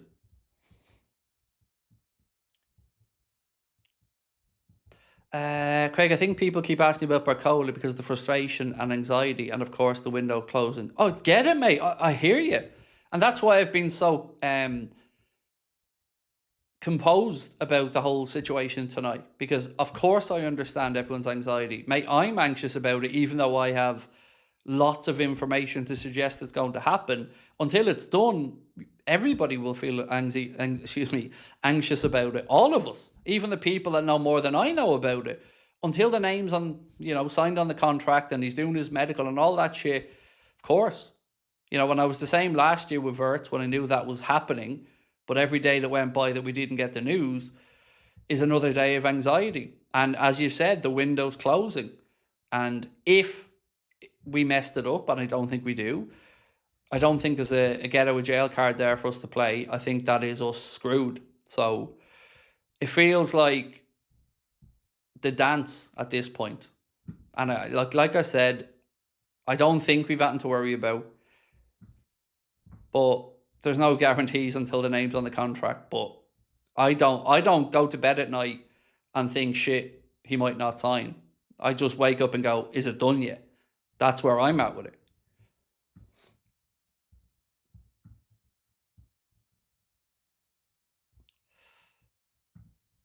Rumours about Arsenal going to hijack it doesn't help. Oh, see, I don't see them rumours.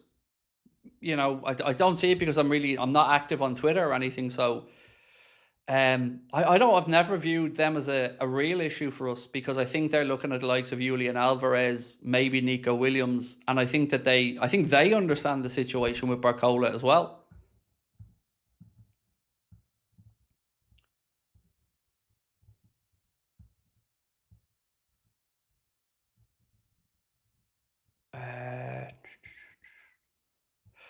Tom said, I'm asking the main man, BARCOLA, here we go by Thursday. I mean, I can't give you a time frame on it, but I would be very surprised if it took that long. Like, that would surprise me if we're still talking about it by Thursday. Honestly, I thought we wouldn't be talking about it past the weekend. So yeah, all I can say is I get it. Of course, I get it. You know, it hasn't been like last year. We had a window where stuff was happening all the time. You know, we were working through deals, we were getting players in, and we were all like, "Wow." This has been a very, very different summer where it has not been much momentum behind the transfer window, and every deal heightens our anxieties and heightens our emotions because they're fewer and fewer.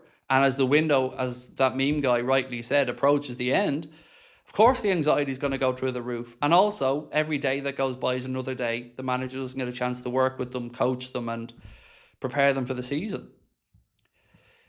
Wasn't Munoz the utility forward? So I can understand the question. The only thing I'd say about it, mate, is it was still being talked about after he was signed in the same way that Liverpool need one more winger and a utility forward. But you're spot on to say he can play across the front three. Absolutely. He is a utility forward, but there's still talk of a utility forward after him.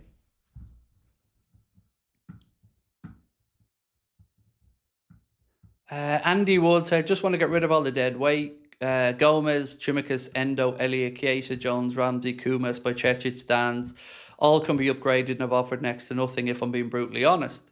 So I think, Andy, ultimately, mate, I'd probably agree with a lot of what you've said there. Maybe with the... I don't even know about Kumas because I would have my doubts if he makes it longer term. Dan's is getting into that Bajcetic era now of it just seems to be, unfortunately, one injury situation after another for him. And it's so unfortunate because there's so much goodwill we all have towards Jadon Dans and we want to see him do well. But yeah, I don't think if we got rid of everybody on that list, Andy, we're really, we're doing ourselves much harm. I don't think the impact would be too great. So I'm kind of with you on it. I think PSG are dragging it out, hoping other teams come in. I think, Kevin, that they're more focused on their own business rather than anything else. And I think that they're trying to obviously get Guts over the line from Ajax, Ferran Torres over the line. They got Akliouche in. So I think they're just looking after their own interests before they then let go of people. And I tried to use the Cody Gakpo situation to kind of say the same.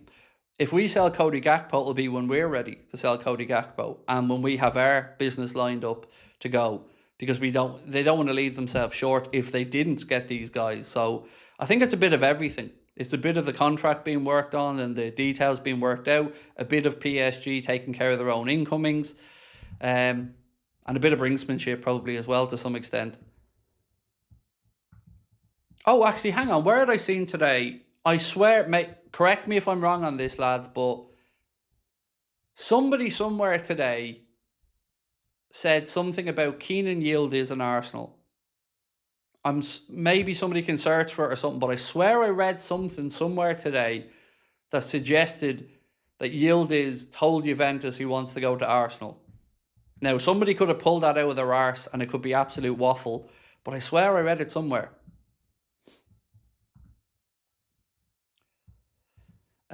My problem is that there are many different channels giving many different stories. One had BARCOLA at Anfield for his medical. I just wait for the signing.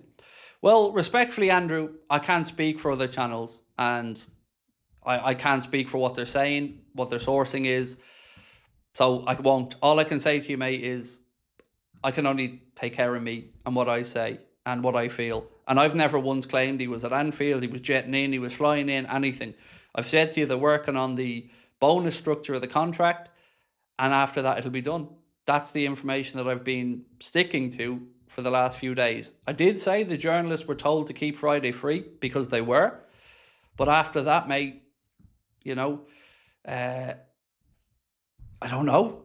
I don't know what others are saying or doing, but I'm just being as honest as I always try to be with you guys, because I respect you and I respect the fact that you come in and give us your time, and I'm not going to send you in the wrong direction. What's this one? Sorry, 1 second. So this is from Hansi Flick on Araujo. He said, I think Araujo is a good player, with a good person. For me, he's a player with a lot of speed and physicality. We haven't been able to include him as much as we would have liked. Also, about 180 grand a week net is his wages, according to reports. So that's after tax. And then obviously the option for Liverpool there is a 55 million euro option if they'd like to buy him.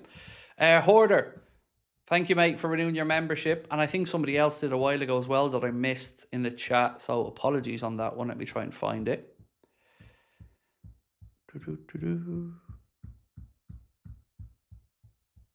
Yeah, I think I've missed it. Right, folks, I'm going to wind this one down because obviously I want to rest up my voice a little bit as well with the match tomorrow. So we will be live from 1:30 tomorrow for the watch-along of the Monaco game. We'll obviously take you through the game. We'll do a quick reaction video, and then all going well, we'll have a late night agenda tomorrow as well where we're focusing on transfers and talk about what happened in the game. So hope to see you here tomorrow at 1:30. If I don't see you, have a wonderful weekend. Really appreciate you giving up some of your Saturday night to come and have a chat with me. You guys are amazing, and I appreciate your support more than you'll ever know. Let me finish up this poll. Do you want Trent back? Ooh, so close. 48% say yes, 52% say no. So really split pretty much down the middle on that one. And yeah, have a good one, folks. You guys are awesome. We'll talk to you tomorrow. Much love.